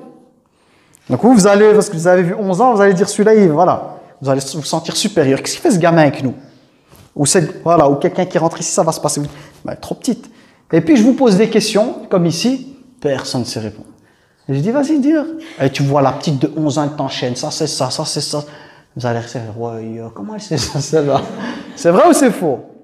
Donc ça, c'est la nature humaine qui est comme ça. Il y a eu même le cas à l'époque de Omar ibn al-Khattab, pour vous montrer un peu, que ça arrive à toute époque. À l'époque de Omar ibn al-Khattab, tu avais tous les padres, moi j'utilise des termes à nous, donc tous les papas, des sahaba, les grands, ils se réunissaient, ils avaient ce qu'on appelle, ils faisaient shura, des consultations ensemble, ils discutaient des choses de la religion et des choses de l'État. Et Omar ibn Khattab, il avait l'habitude de faire entrer un jeune, qu'on appelle Abdullah ibn Abbas, c'est le cousin du prophète. L'Abbas, c'est l'oncle du prophète, le frère de son père, du prophète alayhi salam. Et il y avait Abdullah ibn Abbas qui, quand il est petit, un jour il est rentré près du prophète, il a voulu faire avec lui qiyam al-layl. Et c'était dur pour lui. Et le prophète, il va faire une dua pour lui. Il va dire Allahumma faqihu fid-din, faqihu fid-din wa 'allimhu at-ta'wil. Oh Allah, donne-lui une très bonne compréhension de la religion. Allahumma faqihu fid-din wa 'allimhu at-ta'wil. Et apprends-lui l'interprétation du Coran. Qu'est-ce qui va se passer? Il rentre, il est là, t'as que des papas, tu t'imagines, 50 et tout. Tu vois un petit jeune de 13 ans. À un certain moment, ils vont aller chez Omar ibn Khattab. Ah, Omar, je vois que tu fais rentrer un petit, comme nous on aurait dit un gamin. Alors que nous, voilà, on est des hommes et tout. Moi aussi, j'ai des enfants, je pourrais les ramener. Omar ibn Khattab, c'est un profiler. radiyallahu anhu, il va leur donner une leçon pour comprendre la valeur de ce petit. Alors que Abdullah ibn Abbas sera là, il va poser une question aux Sahaba. Il va leur dire, que me dites-vous sur le pourquoi était révélé la sourate Idha ja'a nasrullahi wal fath. Ici, ça avec un sad, Nasrullah. Donc, parce que des fois, moi, il m'arrivait de me tromper, on m'a déjà corrigé. Je disais Idha ja'a Anas. C'est Idha ja'a nasrullah, Nasr, la victoire. وَرَأَيْتَ النَّاسَ يَدْخُلُونَ فِي دِينِ اللَّهِ أَفْوَاجًا. Et que tu vois, ya Mohammed, quand le secours d'Allah, la victoire d'Allah va arriver, le fath, c'est la Mecque. Il pourra rentrer à la Mecque, ouvrir la Mecque. En arabe, on dit fath, en français, on ne dit pas. C'est la conquête de la Mecque. Et que tu vas voir les gens rentrer en groupe, en masse dans la religion. فِي دِينِ اللَّهِ أَفْوَاجًا. فَسَبِّحْ بِحَمْدِ رَبِّكَ وَاسْتَغْفِرْ. Sabbih, c'est glorifie ton Seigneur. Et dans le sens de tasbih, quand tu dis sabbih, c'est exempte ton Seigneur de tout défaut. Quand tu dis subhanallah, si tu vois une chose, elle est tellement merveilleuse, elle est tellement belle, tu vois pas de défaut, que tu dis subhanallah. Ça veut dire qu'Allah, tout ce qu'il fait, il n'y a aucune imperfection. Tout est parfait. Il dit fasabbih bihamdi rabbik, en faisant ses louanges, innahu kana tawwaba, car Allah est pardonneur. Donc eux, ils répondent, disent, ouais, cette sourate, elle explique le fait que le prophète, alayhi salam, voilà, il va conquérir la Mecque, c'est une bouchara, une bonne annonce, et qu'il y a plein de gens qui vont rentrer dans l'islam. Il leur dit, c'est ça votre réponse? Ils disent, ouais. Il dit, Abdullah, dis-nous c'est quoi le sens de cette sourate? Qu'est-ce qu'il va dire? Il va dire, cette sourate, lorsqu'elle a été révélée, elle indique que la mort du prophète était proche. Parce qu'à partir du moment où il a ouvert la Mecque, les gens sont rentrés dans la religion, sa mission, elle est finie. Il n'a plus aucune raison de rester sur terre. Donc cette sourate, elle a annoncé sa mort qui était proche. Et là, les gens, ils ont regardé, ils ont dit, wow, petit mini-pouce de 13 ans, il connaît ça. Et là, ils ont compris. Omar, c'est comme si, ça c'est, je vous dis, moi si c'était le cas, je réfléchissais, ouais, mais maintenant vous parlez maintenant. Ou plutôt vous parliez tout à l'heure, alors. Et là, ils ont été choqués de voir que, aussi jeune soit-il, il a dégagé, il a lu entre les lignes, de comprendre que cette sourate, à partir du moment où Allah, il lui dit quoi? Lorsque la victoire, elle arrive, l'ouverture de la Mecque, il lui dit quoi? Fasabbih bihamdi rabbika. Wastaghfir, j'ai oublié, je crois, astaghfir. Il lui dit, Sabbah, glorifie ton Seigneur, wastaghfir, ça veut dire ta mission, entre guillemets, c'est comme il est fini. Donc, Sabbah, astaghfir, fais l'istighfar. Pourquoi on fait l'istighfar? Parce que même Allah, si tu l'adores du mieux que tu peux, des fois tu demandes pardon à Allah, ya Allah, je ne t'ai pas adoré comme il fallait. Tu vois, quand on finit après, on dit astaghfirullah, astaghfirullah. Yani pour dire, ya Rab, même si j'ai prié avec concentration, que j'ai fait des efforts, par rapport à ce que tu mérites, j'ai rien fait. Pardonne-moi. Donc il lui dit fasabbih bihamdi rabbika wastaghfir. Certains ulama ils disent que cela nous montre aussi que chaque fois que tu fais une ibada, une adoration, de dire astaghfirullah pour dire peut-être il y a des manquements, pardonne-moi. Et ça te permet d'avoir de l'humilité, pas dire alhamdulillah j'ai prié. Hein. Ah, tu vois, non, chaque fois tu te rabaisses.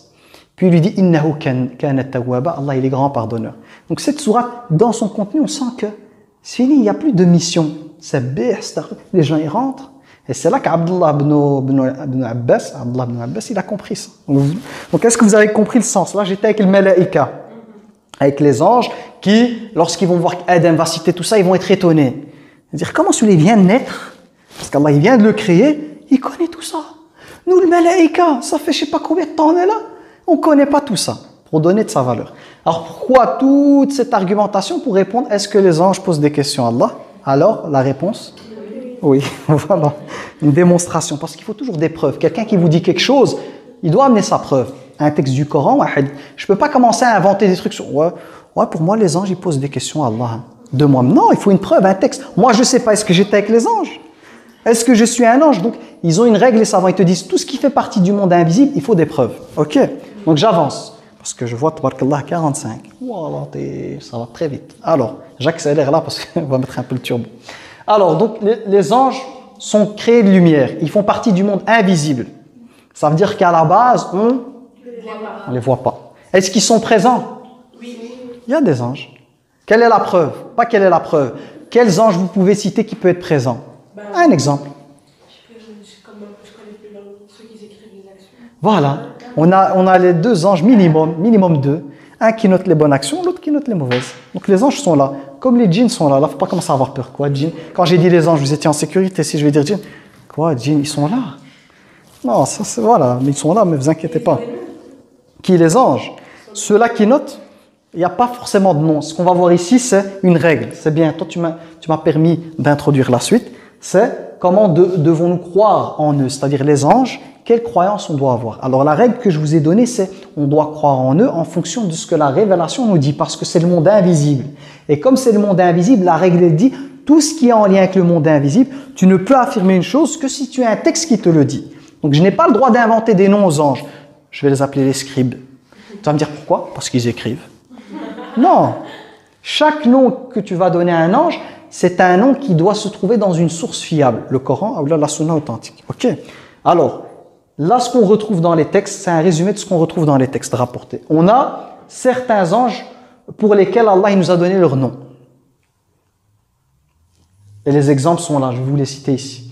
Il y a des anges où Allah tabaraka wa ta'ala, il nous a décrit leur forme. À quoi ils ressemblent. Ça, on aime bien quand c'est...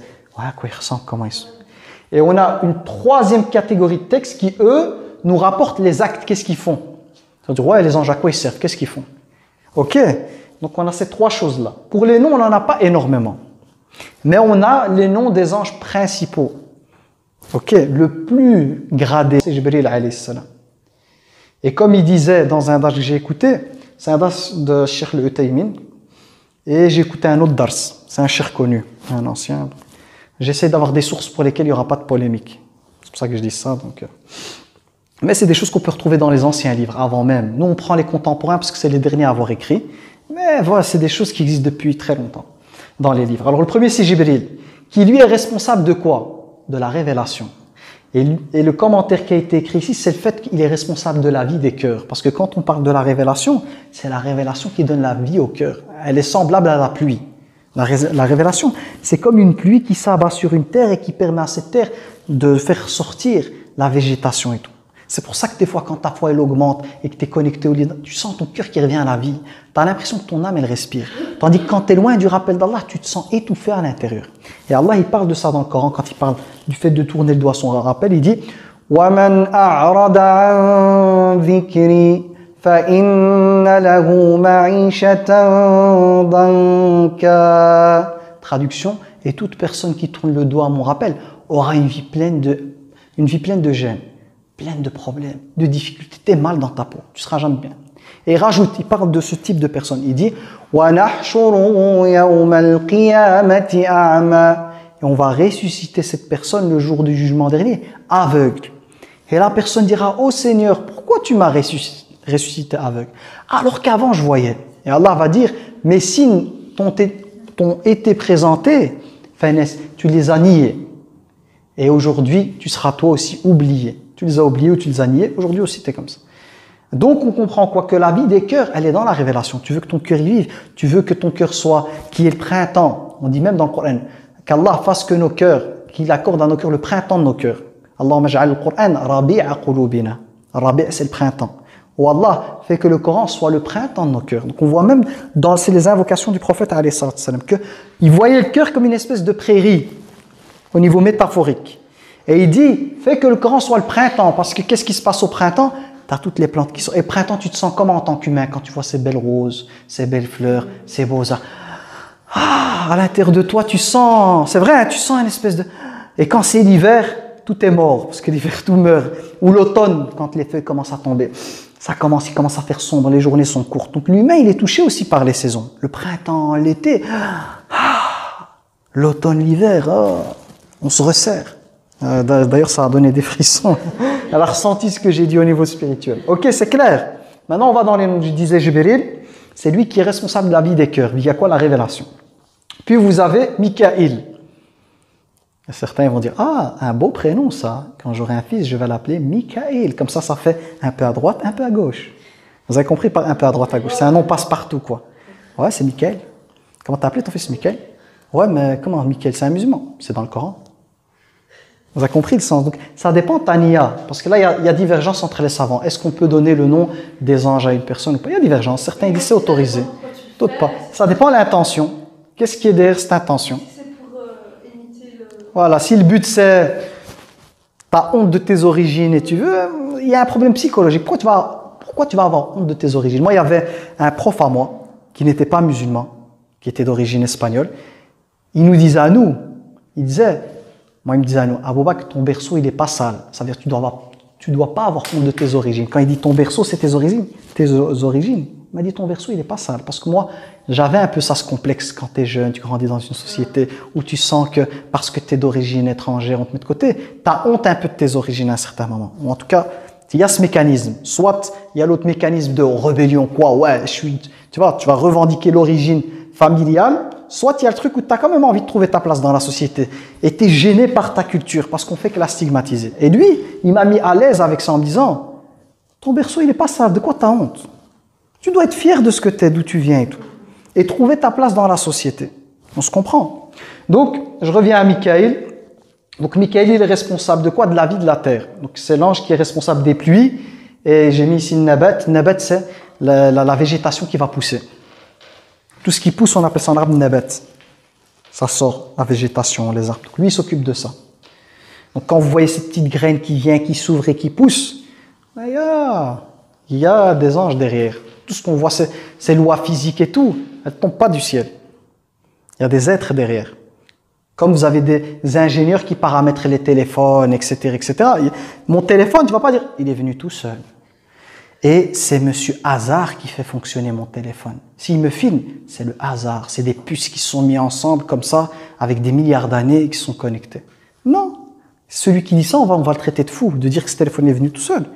Ben, la complexité qu'il y a sur ce téléphone, les trucs techniques dedans, par rapport à la nature, ça c'est rien du tout.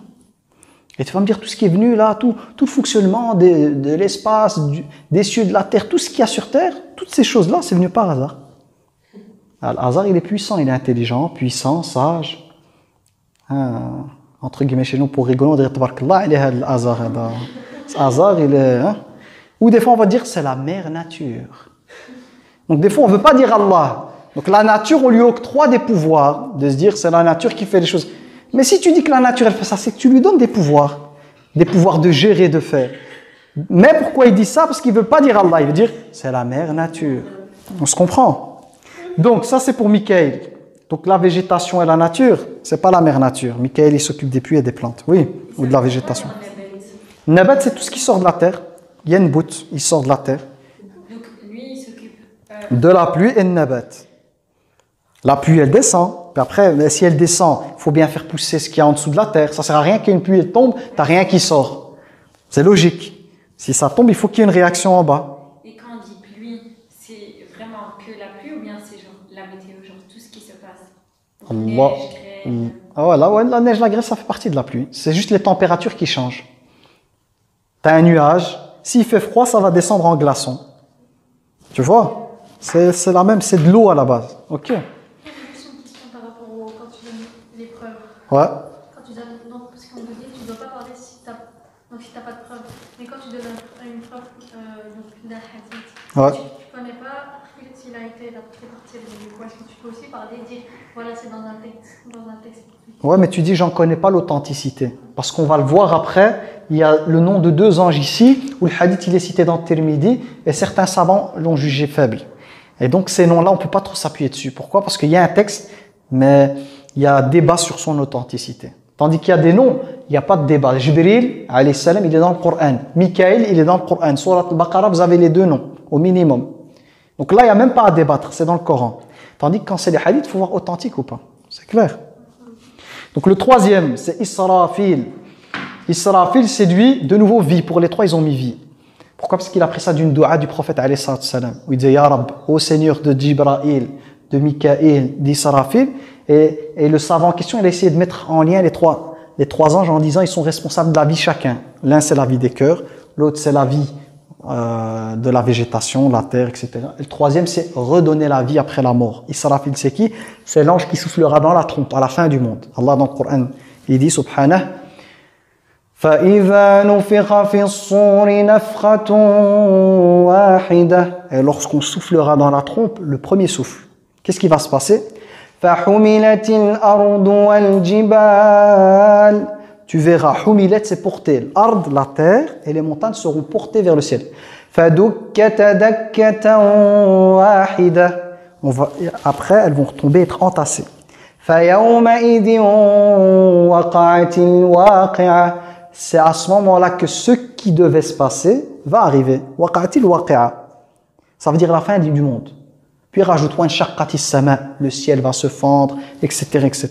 Donc Israfil, c'est lui qui est responsable du premier souffle qui va faire que la planète Terre va disparaître, les cieux, les planètes, tout va disparaître dans l'univers. La fin des fins. C'est Israfil qui s'en charge. Il va souffler, pas croire que c'est une petite trompette. Hein. Vous voyez l'orage quand il tape, c'est un bruit de dingue. Ça, c'est un tout petit bruit par rapport au souffle. Parce qu'il y a un texte qui dit que quand il va souffler, tous ceux qui sont dans les cieux et sur terre, ils vont être terrifiés. Tellement c'est un... Oh, partout, ça veut dire, on l'entend pas que sur terre. Un orage, c'est que sur terre. Tu sors, tu vas sur la lune, je crois que tu n'entends plus rien, tu vois. Tu vas sur... Là, c'est un son qui va résonner dans le premier ciel, le deuxième, le troisième. C'est un son terrible. Donc, c'est quelque chose de terrible, oui. Est-ce que c'est une fois qu'il a fini de souffler que... Dès qu'il souffle, c'est la fin, c'est tout qui se détruit. Donc, quand il souffle, tout se détruit. Tout va disparaître. Parce que vous savez, un souffle, ce qu'il fait... Tu vois, ça arrache, hein. Donc, dès qu'il souffle, ça va être la fin des fins. Oui? J'aimerais pas vivre la fin du monde. Mais les morts, de toute façon, seront quand même... on va être ressuscités, entre guillemets. Pas directement. C'est-à-dire que les morts, ils sont dans le monde des morts. Ils sont plus concernés par ce qui se passe sur Terre. On se comprend? Quand tu meurs, tu n'es plus concerné par la fin du monde. Tu es parti. Mais après, ce qui va se passer pour les morts, c'est qu'il y aura un deuxième souffle. Il y a même divergence. Certains savants ils disent qu'il y a 3 souffles au total. Mais l'avis qui semble le plus juste, c'est qu'il y a 2 souffles. Le premier, la fin. Le deuxième, pour revenir. On se comprend. Donc, certains, il y a un compagnon qui rapporte que le temps qui va... Donc, entre le premier souffle et le deuxième souffle, il y aura 40. Une période de 40. Mais il ne se rappelle plus, est-ce que c'est jour, année ou quoi. Mais une période de 40 avant qu'il souffle une deuxième fois. Et quand il soufflera une deuxième fois, là, tout va revenir. On va être ressuscité à ce moment-là. La planète Terre sera transformée en une nouvelle planète. Quand Allah dit « Yawma tubaddalu al-ardu ghayra al-ardi » Lorsque la Terre, la planète Terre, sera transformée en une nouvelle planète. En fait, elle sera toute plate et blanche, pure. Aucune goutte de sang ne sera versée dessus. Donc c'est une nouvelle planète. Et on va sortir de là comment? Il y a une pluie qui va tomber du ciel. Et cette pluie, c'est comme avec les graines. Vous voyez les graines qui poussent et tout. Donc cette pluie, elle tombe du ciel, mais c'est une pluie spéciale qui va toucher une partie de nous qui se désintègre pas complètement. Au niveau du coccyx, il y a un truc minuscule, je crois que tu le vois même pas avec un microscope, peut-être avec un microscope, c'est possible, mais un truc minuscule qui reste une particule fine. Dès qu'elle va toucher, c'est comme une graine, comme dans le ventre de la maman. Comment on est venu? Parce qu'il y a des gens qui disent, ouais, mais c'est bizarre ça, hein. Un truc qui tombe du ciel, ça touche. À l'intérieur de la maman, il y a quoi? Il y a l'ovule que tu vois même pas de tes yeux. C'est vrai ou c'est faux? Tu ne vois pas de tes yeux. Et puis il y a le truc masculin qui doit rentrer à l'intérieur que tu ne vois pas de tes yeux. Et ça va permettre petit à petit, tac, tac, tac, un bébé qui se forme. Là, c'est la même chose. Ça tombe du ciel. Le truc qui va tomber du ciel, c'est comme le liquide de l'homme. Tu as la graine en dessous, les deux ensemble, tu te reformes et tu ressors. Comme tu es né nu, pieds nus, incirconcis pour les hommes. Les hommes, il n'y aura plus de circoncision. Et le prophète, alayhi salatu salam, il racontait ça. Il y avait Aïcha à côté de lui. Elle lui dit, Ya Rasulallah, les hommes et les femmes nus. Il dit, Ya Aïcha, le jour, il est tellement terrible que les gens ne vont pas commencer à s'amuser. À quoi tu ressembles, toi? Et toi, à quoi tu ressembles? Ils seront tellement choqués de par ce qu'ils vont voir que ils n'en ont rien à faire du physique de l'autre. C'est comme s'il y a le feu quelque part. Imaginons qu'il y a un hammam, homme tout seul, femme tout seul, et que le hammam il brûle. Tu crois que les gens encore ils vont s'amuser à se dire à quoi il ressemble? Ah, tu cours, hein. Tu t'en fous. Ou quand on coule, imaginons un bateau qui coule. Est-ce que tu penses encore à regarder l'autre comment il est? Tu vas couler la personne pour rester en vie. Donc le jour est tellement terrible que la personne soit nue. Ça montre l'état de peur que les gens auront. Oui. Le jour est tellement terrible, comme tu dis tout, donc, mais parce qu'on parlait de ce ça rentre dans le truc. Il y a des personnes qui vont se donner la mort pendant ce truc. En plus de, enfin, tu vois, je sais pas comment t'expliquer. En fait, tu sais que tu vas mourir. Je parle pas des Yom Qiyamah ici. Hein. Je parle pas de la fin du monde. Je parle de la résurrection. Non, moi je parle pas de la fin du monde.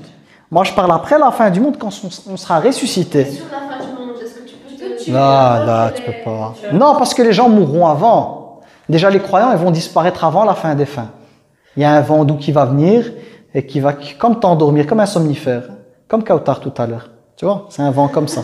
Bon, c'est pas grave, ça arrive avec la fatigue, mais je donne juste cet exemple. T'inquiète, t'inquiète. Donc, mais ça arrive, c'est la fatigue, ça peut arriver. Donc, vous avez vu comment elle est partie. Eh bien, c'est la même chose. Les gens, ils vont partir doucement, les croyants. Même celui qui a un peu de foi dans son cœur va partir. Non, t'es parti, c'est fini. T'es parti. Ah ben, il faut avoir la foi. Hein. Pas oublier, faut être croyant. Mais avoir un minimum de foi. Pas 20 sur 20, pas 19, pas 18. Avoir la foi qui est présente ici, même si elle est faible. Ok. Et puis après, il y aura la fin du monde pour les autres. C'est clair? C'est clair. Donc, et là j'étais à la résurrection en disant que c'est Israfil qui souffle, alayhi salam, et puis tu as cette pluie qui tombe, et là les gens vont sortir. Mais ils vont être choqués parce qu'ils ne vont plus rien reconnaître. Par exemple, on est ici, vous connaissez le quartier par cœur. Tu t'imagines, on est tous enterrés ici, tu ressors, tu vois plus de bâtiments, plus de routes, plus de goudron, rien. Qu'une terre plate, imaginons comme le désert, mais le sol tout blanc, et tu vois plein d'humains qui sortent. C'est comme des papillons, parce qu'il y a un verset qui parle comme des papillons, ils sortent sous terre, comme ça, partout. Tu vois des gens sortir comme ça. Tu vas être choqué de ce que tu vois. Et dans ton cœur, tu sais, c'est tous ces jours du jugement. Ces jours où tu vas recevoir ton bulletin. Mais c'est pas un bulletin pour passer au échec, non. C'est un bulletin, c'est l'enfer ou le paradis. Donc c'est pas un petit truc. Déjà, les gens, ils stressent. Quand ils doivent avoir un diplôme, ils se disent, j'ai étudié en supérieur, j'ai étudié 3 ans, 5 ans, et tu as ton travail de fin d'études à présenter. Et un de ces stress qui vient, tu te dis, c'est maintenant que tous les efforts que j'ai faits vont être récompensés ou pas. Et tu vas là, tu trempes, tu transpires pour un bête diplôme, un petit papier qui va te permettre de travailler. Mais de l'autre côté, c'est pas pour un diplôme, c'est pour l'enfer ou le paradis. Donc il faut faire attention avec ça. Ok. Alors quatrième, on a qui? On a Malik. Malik, qui c'est l'ange de... vous avez les réponses au tableau. Hein. L'enfer. Lui, de nouveau, son nom, il est dans le Coran. Où les gens vont dire, oh Malik, dis à notre Seigneur qu'Allah il en finisse avec nous. Ils en ont marre de souffrir, ils sont là éternellement. Donc il dit à Malik, demande à Allah qu'Allah nous fasse disparaître complètement. Et Malik va répondre, ah vous êtes là, restez là. Malik il a un caractère où il rigole pas. C'est l'un des anges les plus sévères. Donc eux ils vont lui poser la question, il va pas lui dire, ah pauvre petit chou, qu'est-ce qui vous arrive? Non. Il dit, ah restez là, comme s'il disait, bien fait pour vous, allez, hein. Tu vois, quand des fois tu veux, tu vois, restez là. Il ne va pas le faire comme ça, mais moi je vous rapproche l'essence en faisant ça. Ok, c'est clair. Donc eux, ils vont dire à Malik, oh Malik, fais en sorte que ce soit, qu'Allah en finisse avec nous. C'est bon, qu'on disparaisse, on devient poussière. Il va dire, ah, c'était là pas. Et même Allah, il va dire, il ne faut même plus me parler, parce qu'à un certain moment, ils vont passer par plusieurs personnes, ou des anges ou quoi, et puis à un certain moment, ils vont essayer qu'Allah leur fasse miséricorde. Allah, il va dire, il ne faut même pas me parler. Aujourd'hui, c'est fini. Il ne faut même plus me parler. Tu t'imagines, Arham ar-Rahimin, le plus miséricordieux, qui a plus de miséricorde pour toi que ta maman, il dit, il ne faut même plus me parler. Fini. Ça veut dire qu'ils sont en enfer. Il n'y a plus aucune personne vers laquelle ils peuvent aller pour demander d'être délivrés. C'est fini. Oui? Ça dépend. Il y a des conditions. Toute personne qui meurt à al-tawhid, sur l'unicité, même si elle a commis beaucoup de péchés, par exemple, il y aura des musulmans en enfer. Le terme musulman, il faut comprendre que le terme musulman, si on parle de musulmans à notre époque, est égal personne qui suit le Coran et le prophète alayhi salam. Mais le terme musulman dans le Coran, des fois il est utilisé de manière plus large. C'est toute personne qui se soumet à Allah. Ibrahim alayhi salam, il était musulman, mais il n'avait pas comme livre le Coran. Et Isa, Jésus alayhi salam, il était musulman pour nous. C'est-à-dire il était soumis à Allah, il suivait ce qu'Allah lui dit. Mais il n'avait pas le Coran, il suivait les évangiles, l'évangile plutôt, et la Torah. Moussa alayhi salam, la même chose, il était musulman, soumis à Allah. Mais il suivait, lui, la Torah aussi. C'est lui qui a reçu la révélation de la Torah. On se comprend. Donc le terme musulman, il y a le sens général qui veut dire toute personne qui se soumet à Allah, mais qui a fait beaucoup de péchés, par exemple, va aller en enfer. Mais aucun croyant qui croit en Allah avec l'unicité ne restera éternellement en enfer. Si elle a fait beaucoup de bêtises, elle va payer sa peine, comme ici à la prison, et puis elle finira par sortir. Par contre, l'enfer est destiné aux personnes qui n'ont jamais reconnu Dieu de leur vie, ou qui lui ont donné des associés, ils n'ont jamais voulu l'accepter comme Dieu unique. Là, c'est la réalité. C'est pour ça que le Coran il est venu pour les mettre en garde. Allah, il est Rahim, il veut pas. Allah, il ne veut pas que les humains aillent en enfer. Celui qui veut que les humains vont en enfer, c'est le shaitan, le diable. Donc Allah, s'il nous a révélé le Coran, ou tous les livres anciens, qu'il a envoyé des prophètes, c'est pour sauver l'humanité, pour nous dire, attention, Celui qui mécroit en moi, qui est ingrat, qui ne reconnaît pas mes bienfaits, voilà ce qui l'attend. Donc il nous met en garde pour dire, voilà. Par contre, si vous revenez vers moi, vous croyez en moi, même si vous faites des péchés, vous demandez pardon, vous revenez, je vais vous pardonner, vous allez au paradis. Donc vous avez le libre arbitre, c'est à vous, vous êtes responsable de votre vie. C'est à vous de faire le bon choix. Donc Allah, il ne veut pas pour nous l'enfer. Mais il a déclaré que toute personne qui ne le reconnaît pas ou qui le refuse, ira en enfer. Je vais dire malheureusement, c'est peut-être pas le terme que je dois utiliser, mais c'est comme ça. Au lieu de dire malheureusement, je vais dire c'est la réalité, elle est comme ça. Maintenant que tu y crois ou tu n'y crois pas, si tu n'y crois pas, ben à l'aise. Tu n'y crois pas, vis ta vie, mais tu verras de l'autre côté. Mais si tu y crois, alors normalement tu es censé faire attention. Te dire, ah ben il y a l'enfer et tout, je dois faire attention à ce que je fais. Mais si tu dis non, pour moi il n'y a pas de Dieu, il n'y a pas d'enfer, il n'y a pas de paradis, vis ta vie comme tu veux, mais après tu verras. S'il n'y a rien, tu as échappé au truc, s'il y a, bonne chance. Et moi je ne prends pas le risque. Tu vois, quelqu'un d'intelligent, il ne prend pas le risque, il se dit, s'il n'y a rien, je serai poussière, je ne me rappellerai plus rien, c'est pas grave. Mais s'il y a, ça craint éternellement en enfer. On se comprend. Donc quelqu'un d'intelligent, voilà, il va peser ici le pour et le contre. Ok. Alors Malik c'est fait. Puis nous avons Redouane. Alors la problématique avec le nom Redouane alayhi salam, c'est que on n'est pas aussi, il n'est pas cité dans le Coran déjà. Voilà. L'ange Redouane, je dis bien l'ange, le terme Redouane existe. Quand Allah il dit par exemple, il donne l'exemple de la vie sur terre. Il dit l'exemple de la vie sur terre, c'est l'exemple d'une terre sur laquelle une pluie est tombée, elle a commencé à sortir toutes les plantes. Et que le cultivateur, quand il voit ça, il est émerveillé. Ensuite, ce qui va se passer, c'est qu'elle commence à jaunir. On parlait tout à l'heure de l'automne. Puis à faner, à devenir poussière. Ça, c'est le résumé de la vie sur terre. Puis Allah, il dit « Wa fil akhira azabun shadid » et dans l'au-delà, une punition lourde. Puis il rajoute, il dit « Wa maghfiratun minallahi wa ridwan » il y aura le maghfira, un pardon d'Allah, wa ridwan. Il y a le terme ridwan, mais c'est pas l'ange. Ridwan veut dire la satisfaction d'Allah. Puis il rajoute, il clôt le verset en disant wa mal hayatud dunya illa mata'un ghurur. Quand il a fini ça, il dit sachez que la vie d'ici-bas n'est que jouissance trompeuse. C'est une arnaque. Faut pas tomber dans le piège. Oui. Redouane, ça veut dire la même chose que Reda. Ça vient de la même racine, de la satisfaction. Redouane. Comme les gens qui vont aller au paradis, c'est des gens qui ont cherché à satisfaire Allah. Celui qui les accueille, c'est Redouane. Vous serez satisfaits ici, rentrez des amis. Vous serez VIP. Ça vient d'où ça, si c'est pas dans le Coran? Ça vient d'un texte sûrement, d'un autre texte. Mais de nouveau, on est dans l'authenticité du texte. Il faut voir. Mais le ulama, il l'appelait comme ça. Le cheikh en question que j'ai écouté, il disait, il est connu chez les savants, il l'appelle Redouane. Mais en termes de texte, c'est déjà pas dans le Coran. Donc il faut voir en termes de solidité. Ensuite, vous avez un autre ange. On l'appelle par le nom de sa fonction, qui est Malak al-Maut, l'ange de la mort. Ça rigole pas. Hein? Ah, dès que tu entends l'ange, tu entends déjà la mort. L'ange de la mort. Je ne sais pas à quoi il ressemble, j'ai jamais vu. Je sais qu'un jour j'ai rendez-vous avec lui, vous aussi, pas croire, je ne serai pas le seul, vous aussi. Il va venir chez vous un jour. C'est lui qui reçoit la liste. Allez, reçoit la liste, les citer dans la liste. Je ne vais pas dire bonne chance, parce que ce n'est pas une question de chance, mais j'espère que s'il arrive, ton dossier il est en ordre.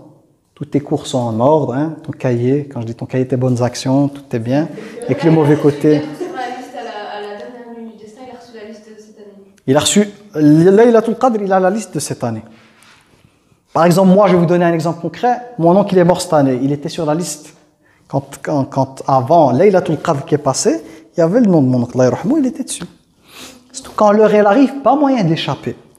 Que tu sois en bonne santé, jeune ou âgé, que tu sois riche ou pauvre, que tu sois musulman ou non, la mort est une réalité qui frappe tout le monde, peu importe les caractéristiques qui font partie de ta personne.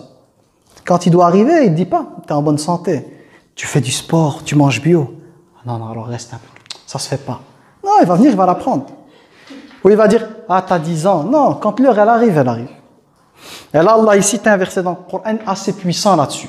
Et comme je le dis souvent aux personnes, c'est que des fois, les versets du Coran fonctionnent un peu, juste pour vous donner une image. Et on peut, les savants musulmans disent qu'on peut utiliser des images pour comprendre un concept. Des fois, quand vous avez des films qui vont sortir au cinéma, qu'est-ce qu'ils vous font? Ils vous font une bande-annonce avec les éléments les plus importants du film. Comme ça, pas le film dans les détails. Ben, vous avez des versets du Coran qui viennent des fois avec les éléments les plus importants. Ils vous racontent pas tout le truc, mais ils passent les éléments en 1 minute. Il te fait un truc qui va se passer en plusieurs centaines d'années ou milliers d'années, ou des fois peut-être millions d'années, il te le résume en 2 versets ou 3 versets. Le verset ici, il dit quoi? C'est sur la mort, il dit Kullu nafsin dha'iqatul maut. Allah il dit toute âme goûtera à la mort. Toute âme, il n'y a pas moyen d'échapper. Toute âme, toute personne qui est dotée d'une âme va goûter. Hein? Il dit dha'iqa, ça veut dire que c'est pas facile. Il y a ce qu'on appelle l'agonie, etc., etc. Puis il passe à Yawm al-Qiyamah de la mort, déjà on est le jugement. Il dit وَإِنَّمَا تُوَفَّوْنَ أُجُورَكُمْ يَوْمَ الْقِيَامَةِ. Et vous allez recevoir votre entière rétribution le jour du jugement dernier. Il rajoute, là on est déjà, le jugement il est fini, alors que le jugement il dure 50 000 ans. Il dit فَمَنْ زُحْزِحَ عَنِ النَّارِ وَأُدْخِلَ الْجَنَّةَ فَقَدْ فَازَ. Toute personne qui sera sauvée de l'enfer et rentrera au paradis sera sauvée. La phase, c'est elle aura réussi plutôt. Puis il rajoute, il clôt comme l'autre verset. Il nous ramène sur terre. Donc là on a voyage mort, jugement, paradis, enfer, puis de nouveau sur terre. Il dit وَمَا الْحَيَاةُ الدُّنْيَا إِلَّا مَتَاعُ الْغُرُورِ. Et certes, la vie d'ici-bas n'est que jouissance trompeuse. Ne vous faites pas arnaquer. Entre parenthèses, ne vous faites pas arnaquer. C'est clair, donc ça c'est pour Malak al-Maut. Puis on arrive à Munkar et Nakir. Alors les deux noms, comme il est indiqué, ça se trouve dans un hadith dans Tirmidhi, mais l'authenticité, il y a débat entre les savants. Certains qui l'ont déclaré faible, donc il y a un débat dessus. Donc les noms, ok, on les a, mais on sait que ce sont les anges qui posent les questions dans la tombe. Pour savoir qui ils sont, ce sont les deux anges qui vont arriver dès qu'on sera dans notre tombe, qu'on sera enfermé et qu'on va t'asseoir, que ta famille est partout, disparaît. Mais tu auras 3 questions. Quel est ton Seigneur? Quelle est ta religion? Quelle est la personne qui vous a été envoyée? Alors, te dis pas, je les ai appris par cœur. Je vais arriver. C'est le cœur qui parle. Ça veut dire que tu seras tellement choqué de voir à quoi ils ressemblent quand ils vont arriver, pas croire qu'ils viennent.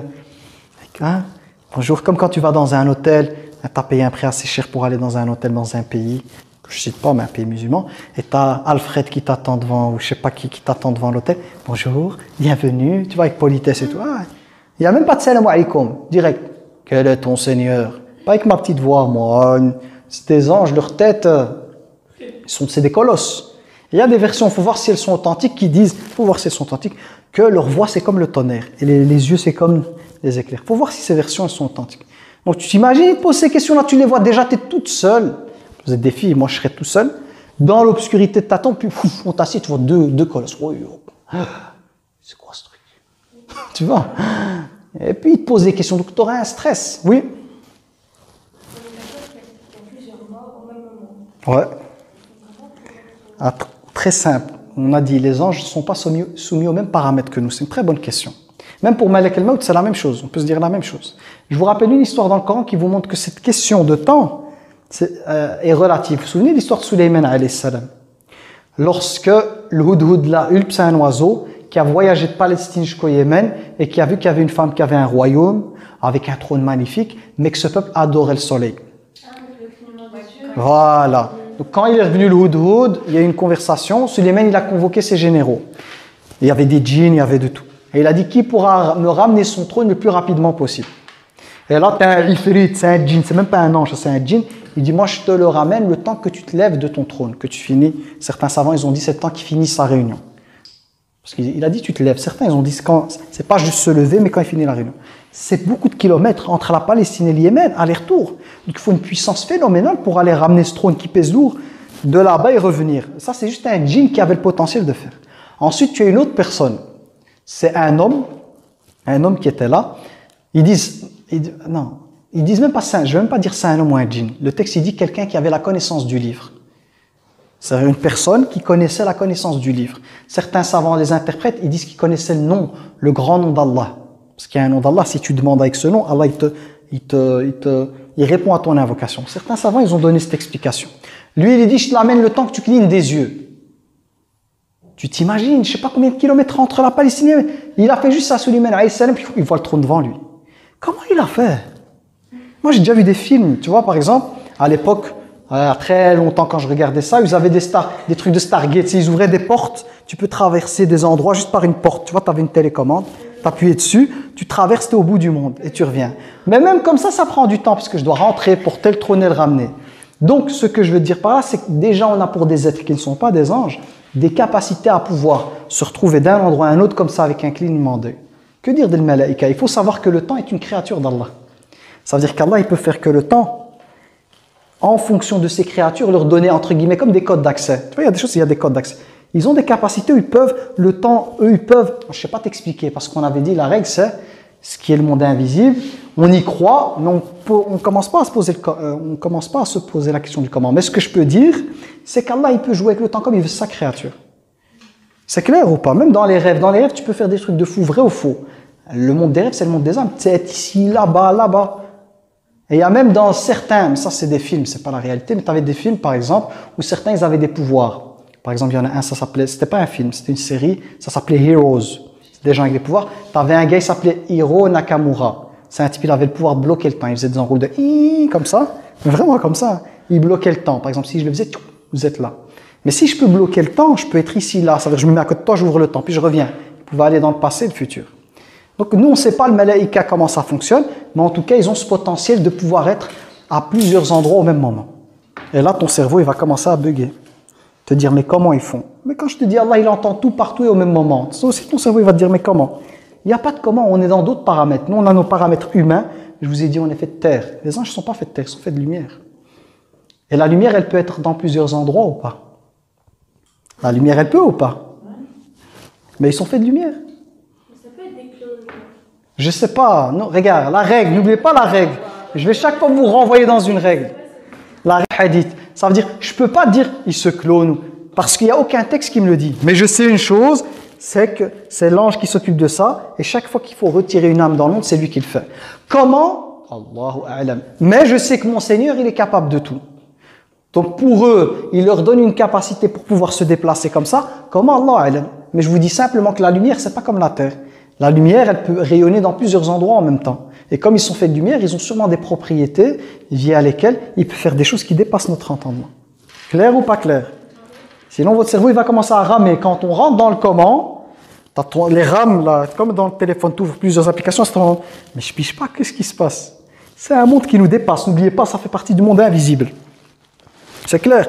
Même si je vous dis maintenant un autre exemple, les anges, ils peuvent se transformer en humains. Ton cerveau, il arrive à comprendre ça. Si je te dis que les djinns, ils peuvent se transformer en animaux, je dirais, ouais, hein, dans ma classe, on dirait, ouais, monsieur, vous avez trop regardé le monde fantastique. T'as déjà vu de tes yeux? Hein, il est venu, animal. T'as déjà vu ça? Parce qu'elle me dit, on a déjà eu des exemples. Ça. Moi, j'étais déjà choqué de me dire, elle a déjà été genounée ou quoi, tu vois? Parce qu'elle me l'a dit décontracté. On a déjà eu des exemples de ça. Hein. Ouais, chez ma grand-mère, on était au bled, dans la campagne, et il y avait une femme, d'un coup, elle se transformait en chien, en humain. Tu vois, c'est dans des textes, on y croit parce qu'on est croyant. Mais on l'a jamais vu de nos yeux. Tu t'imagines? Tu vas dans la rue, tu vois un chien qui se transforme en humain. C'est la psychiatrie directement. Hein. C'est la psychiatrie directement. Alors je mets un peu le turbo ici. Donc ici, vous avez compris, les deux anges qui étaient là, c'est les anges responsables de la tombe. Alors, on en a fini avec les noms. Ok? Rapidement, la description, rapidement. Jibril alayhi salam, le prophète, il nous l'a décrit en disant que Jibril alayhi salam, il avait 600 ailes, par exemple. Dans le Coran, Allah il cite que les anges ont des fois 2 ailes, 3 ailes, 4 ailes. Ok? Mais pour Jibril, comme c'est un ange de haut niveau, 600 ailes.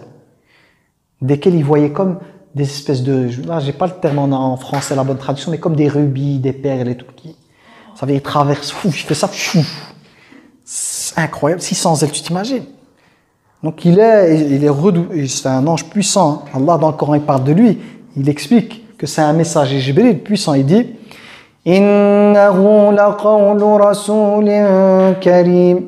Le Coran, il s'agit d'une parole révélée par un ange noble qui Dhi quwwatin 'inda dhil 'arshi makin. Donc il parle de Jibril. Il dit Innahu laqawlu rasulin karim. Il s'agit donc d'une parole révélée par un ange messager. Il dit pas ange ici, moi je vous le dis, par un messager.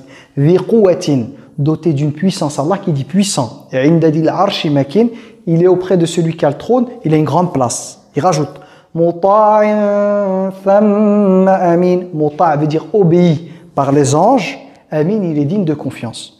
Donc on voit qu'Allah lui-même il dit que l'ange Jibril c'est un ange puissant. 600 ailes. D'ailleurs le prophète alayhi salam, il l'a déjà vu sous forme réelle. Il dit que Jibril avec une aile, il peut couvrir la planète Terre. Donc c'est comme s'il jouait avec la Terre comme une bille. Vous imaginez la taille. Donc c'est incroyable, c'est incroyable. Une aile sur 600. Donc quand on parle des anges, le cerveau il risque de bugger aussi. Ok. Donc ça c'est rapidement pour une description. Voilà, vous aviez autre chose dans le carnet pour les anges porteurs du trône ici. Donc on a des anges qui portent le trône d'Allah. Et le jour du jugement dernier, ils vont descendre en portant le trône d'Allah. 8 anges. La distance entre l'oreille et l'épaule, donc ici et l'épaule, à vol d'oiseau, 700 ans il te faut pour arriver d'ici à là. 700 ans à vol d'oiseau d'ici à là pour montrer la taille de ces anges, les porteurs du trône. Et ils ne peuvent porter le trône qu'en glorifiant Allah, en disant Subhanallah, etc. Tellement le trône il est imposant. 8. C'est pour ça qu'Allah dit وَيَحْمِلُ عَرْشَ رَبِّكَ يَوْمَئِذٍ ثَمَانِيَةٌ. Et porteront le trône de ton Seigneur le jour du jugement dernier, ils vont descendre. 8. C'est 8, tu t'imagines, de là à la vol d'oiseau, 700 ans, la taille qu'ils doivent avoir. 700 ans, ça veut dire 24 heures sur 24. Hein. Il est là 24 heures sur 24. Combien de kilomètres tu vas faire en 700 ans? C'est un nombre incroyable de kilomètres. Si 24 heures sur 24, tu fais comme ça. C'est clair? Donc ça, c'est pour ces anges-là, parce que je vous disais, on a une description, des fois, physique de ces anges, ou les actes. Vous avez les anges qui écrivent les actions, ça c'est les actes, un à droite, un à gauche, bonne action, mauvaise action. Celui-là, on dit qu'il n'écrit pas directement. On lui donne un laps dans un hadith, il faut voir s'il est authentique, il dit 6 heures. L'ange qui est là lui dit n'écris pas. Laisse 6 heures à la personne pour demander pardon avant de l'inscrire. Donc vous voyez là, Ahmad Allah. S'il se répand, il ne l'écrit pas. Il a 6 heures pour se repentir pour ne pas l'écrire. Et là, toute action est multipliée par 10. Hein. Celui qui note là, c'est minimum 10, voire 70, voire 700, voire un nombre supérieur. Chaque chose que tu fais de bien. Par exemple, j'ai sadaqa 1 euro, j'ai donné 1 euro en aumône. Ça peut être compté comme 10 euros, ou 70, ou 700, ou un nombre que je ne connais pas. Mais minimum fois 10, minimum les bonnes actions. Et celui-là, une action. Oui. Si tu arrives à chaque fois à te repentir, tu évites qu'il écrit. Ouais. Et même s'il écrit, il y a une chance d'effacer. En faisant une tauba, un repentir. Donc ils peuvent écrire et effacer quand ils veulent. Non, ils écrivent. Donc celui-là, il écrit les bonnes actions, celui-là, les mauvaises. Mais comme je vous ai dit dans ce texte, il faut voir l'authenticité. J'ai pas eu le texte devant moi. Il écrit pas directement. Il donne un laps de temps pour se repentir. Donc si tu te repens, c'est pas noté. Vous me suivez jusque-là. Mais même s'il l'écrit, on peut faire une tauba, un repentir. C'est comme quand on dit Allahumma innaka afoun tuhibbul afa fa'fu anni. L'af, c'est carrément effacé. C'est pas comme Ghafour, on dit Allah il est Ghafour, c'est il couvre ton dossier. Et il ne te le pardonnera pas après. Mais Allah, il peut aussi les effacer. Quand on dit celui qui fait, ou celle qui fait un hajj, mabrour accepté, il revient comme s'il venait de naître au monde. Ça veut dire que le mauvais dossier, il est effacé. Par la grâce d'Allah. Mais pas oublier, le mal que tu fais aux gens, ça c'est autre chose. Tu as des comptes à rendre quand tu fais du mal aux gens. Ça veut dire que si tu as des péchés, vaut mieux en avoir qu'entre toi et ton Seigneur que de faire du mal aux gens. C'est clair? Alors ça c'était pour ceci. Ensuite, on a l'ange de la vie, je vous l'ai déjà expliqué. C'est l'ange qui arrive, qui insuffle l'âme. Il a la liste. Et il vient au 4e mois, et il insuffle l'âme, et il vous donne 4 informations sur votre destin. Mais on peut le changer ce destin, je vous avais déjà expliqué ça une fois. Il vous donne votre espérance de vie, vos actes bons ou mauvais, risque toute la subsistance que vous allez avoir dans votre vie, et 4e, si vous serez heureuse ou malheureuse, dans le sens paradis ou l'enfer. Et là, quand on dit risque, peut-être que c'est le risque dans ses détails, ça veut dire, c'est juste pour que vous compreniez, comme si tu as un plasma, tu étais dans le ventre, tu as vu toute ta vie défiler. Parce qu'il dit « rizqihi », ça veut dire il lui inscrit, il t'inscrit, parce que le terme c'est inscrire. Donc il inscrit ça pour toi. Est-ce qu'il t'en informe ou pas? Ça je dois vérifier. En tout cas c'est déjà inscrit. Quand il arrive, tac, tac, tac, tac. Donc tout est noté, mais ça on peut le changer. Je vous avais déjà expliqué comment. Les autres vont pas comprendre, mais je ferai une vidéo là-dessus. Ok. Alors, les porteurs du trône, on les a vus. Les anges à la recherche des assises du rappel. Comme maintenant, on est en train de faire une assise de rappel. Il y a des anges spéciaux qui voyagent sur terre, qui sont à la recherche d'assises où on évoque Allah. Dès qu'ils en trouvent une, ils viennent, ils s'installent. Ils entourent l'assise de leurs ailes. Les anges, vous savez, ça peut monter très très très haut. Ils sont là. Tu as la rahma d'Allah qui descend. Donc, tu le sens peut-être pas, mais il y a une espèce de quiétude qui vient. Il y a des choses qui se passent à l'intérieur de toi. Et Allah parle de ce groupe auprès des anges au-dessus de lui, en citant chaque personne, et en faisant des éloges pour la personne. Et il dit aux anges, soyez témoins que j'ai pardonné à ces gens. Moi, je vous résume le hadith pour aller dans les détails. Et puis, il y a un des anges qui va dire, Ya Rab, mais il y en a un ou une qui est venue juste comme ça. Sa copine était là, elle était dans la rue, elle lui a dit de venir, elle n'avait rien à faire, elle est venue, mais elle n'était pas venue pour le cours. Il dit, c'est un groupe où aucun d'entre eux ne peut partir comme ça, sans rien, sans cadeau. Même cette personne-là qui est venue avec d'autres intentions aura son cadeau, ce pardon. Donc c'est un truc incroyable. Dans un autre texte, ça va encore plus loin. Il y a une discussion entre Allah et les anges. Il dit, voilà, comment vous avez laissé mes serviteurs? Allah nous a laissé t'évoquer. Qu'est-ce qu'ils attendent de moi? Je vous résume, parce que le hadith, si je vais, il y a des détails sur moi que je vais oublier. Ouais, Allah, il te demande de les préserver de l'enfer. Il dit, et s'ils avaient vu l'enfer, qu'aurais-tu fait? Encore plus, il t'aurait demandé. Ça veut dire, là, ils demandent pardon, mais ils l'ont jamais vu. Il dit, qu'est-ce qu'ils attendent de moi? Ils attendent que tu leur accordes le paradis. Qu'est-ce qu'ils auraient demandé s'ils avaient vu le paradis? Ah, Rabbi, ils auraient encore plus invoqué. Et puis à la fin, il dit, soyez témoins que je leur ai pardonné, que je leur donnerai ce qu'ils attendent de moi. Si je me souviens bien du hadith, ça c'est des choses qui datent d'il y a une certaine époque, mais le hadith, en tout cas, le sens du hadith, il est là dans ma tête. Mais les détails, je les ai zappés. Si vous voulez, quand je ferai le montage, si j'ai l'occasion, peut-être je vais l'afficher. Comme ça, vous avez les détails. Ok? Alors, qu'est-ce qui nous reste? Les derniers ici, mais il y en a encore une liste, hein, mais je ne vais pas rester jusqu'à demain avec vous avec ça. Tu as les anges protecteurs, tu as des anges qui sont là pour te protéger. Quand tu lis Ayat Kursi ou des sourates protectrices, tu as un garde du corps, si pas plusieurs. Là, j'ai pas pu consulter les textes, mais il y a des hafada, des anges protecteurs. Hein, et qu'on te voit à côté de toi. Et j'avais déjà raconté peut-être une histoire ici, mais vous l'avez oublié, avec une fille qui avait voulu se marier. Vous vous souvenez? Qu'elle a voulu se marier avec un homme, mais elle a vu qu'il n'était pas bien. Elle a fait son enquête, elle a vu qu'il n'était pas bien. Elle a refusé. Elle s'est mariée avec un autre garçon qui était bien. L'autre, il a eu la haine, le premier. Il a voulu casser son couple. Il a commencé à aller chez des sorciers pour casser son couple. Il est parti chez un premier sorcier. Le premier sorcier lui dit, t'inquiète, je vais m'occuper de ça. Voilà, il a essayé, rien. Tu m'avais dit que tu allais arriver. Il dit, non, j'arrive pas. Va chez un autre sorcier qui est plus compétent. Il va chez le deuxième. La même chose, je lui dis, t'inquiète, je m'occupe de ça. Les jours passent, le type, il voit rien. Il revient chez son, tu m'avais promis que, il dit non, j'arrive pas, va, je t'envoie chez le sorcier le plus gradé, ceinture noire, 10e dan. Lui, il va peut-être t'aider. Il va chez l'autre, souvent quand ils sont gradés, à l'aise, je m'occupe de ça. Surtout l'homme, il est en confiance, tout ce couple, il va être brisé. Les jours passent, rien du tout. Il revient, il dit, mais tu m'avais dit que, il dit, je lui ai envoyé des djinns, ça veut dire des djinns, des gaillards. Il dit, ces djinns lui ont dit que s'ils passaient le seuil de sa porte, on les démontait. Comme l'expression, je vais te démonter. On les démontait. Elle dit, j'ai vu des anges devant la porte. Ils n'ont pas pu passer. Pourquoi? Elle récitait Surat al-Baqarah tous les jours. Ça, c'est les anges protecteurs. Ça veut dire, même si on veut te faire du mal, on veut te faire des trucs de fou, si tu fais ce qu'il y a à faire, et Surat al-Baqarah, elle est connue pour protéger de ce monde-là. Elle est puissante par rapport à ça. Tu la récites, elle te protège. C'est clair? Donc voilà, ça c'est un résumé du cours complet. Y a-t-il des questions? Je pense que j'ai fait un bon tour, la vérité. Enfin, un bon petit... je vous ai dit, c'est une petite goutte d'eau par rapport à la mer. Hein, c'est juste pour que vous voyez à quoi ça ressemble, ce monde-là. Yes. Moi, j'ai une question, parce qu'on a fait donc, A, B, C. Oui. Donc, on a fait la description. Mais les actes, alors, c'est ce qu'on dit là? Les actes, ils sont ici. En fait, ici, le A, moi, dans mon carnet, j'ai pas mis les lettres partout. Donc, le A, c'est les noms. On est d'accord. Dans les noms, certains, on a décrit leurs actes. Par exemple, Jibril, c'est la révélation. Michael, voilà ce qu'il fait. Et Jibril, je l'ai aussi décrit. On se comprend. Donc ici, il y a un peu les actes. Et ici, c'est ceux qui n'ont pas de nom. On dit les anges de ceux-ci. Il n'y a pas de nom, alors je les ai mis à part. Mais pour chacun ici, on peut avoir leur acte, des fois leur description. Yes. Et encore, ce que j'ai oublié, c'est quand que les anges, ils montent avec nous, Ça, c'est dès qu'on meurt. Non, t'as lundi, jeudi... Avec nos actions. Ouais. Voilà, tu as les anges qui montent avec nos actions, ils les présentent à Allah le lundi et le jeudi. C'est pour ça que le prophète, alayhi salam, il jeûnait ces jours-là. Pour le lundi, il a dit c'est le jour où je suis né durant ce jour, mais c'est aussi le jour où les actions sont présentées devant Allah. Et il dit j'aime mettre en état de jeûne quand on présente mes actions. C'est clair? Donc je peux clôturer. Lundi et jeudi, ouais. Non, les deux, lundi et jeudi, ils montent pour les actions. Mais en plus, le lundi, il y a aussi un autre aspect pourquoi il jeûnait. C'est parce qu'il est né ce jour-là aussi. C'est clair? C'est pour ça qu'on jeûne lundi et jeudi. Comme ça, ton dossier est présenté, toi tu sommes. Ça veut dire que tu es dans un état où hein, tu vois une petite faveur. Je jeûne. Ça. Vous avez compris un peu le sens spirituel. Okay. Donc, subhanakallahumma wa bihamdik, ashhadu an la ilaha illa ant, astaghfiruka wa atubu ilayk. Subhana rabbika rabbil izzati amma yasifun. Wa salamun ala al-mursalin, walhamdulillahi rabbil alamin.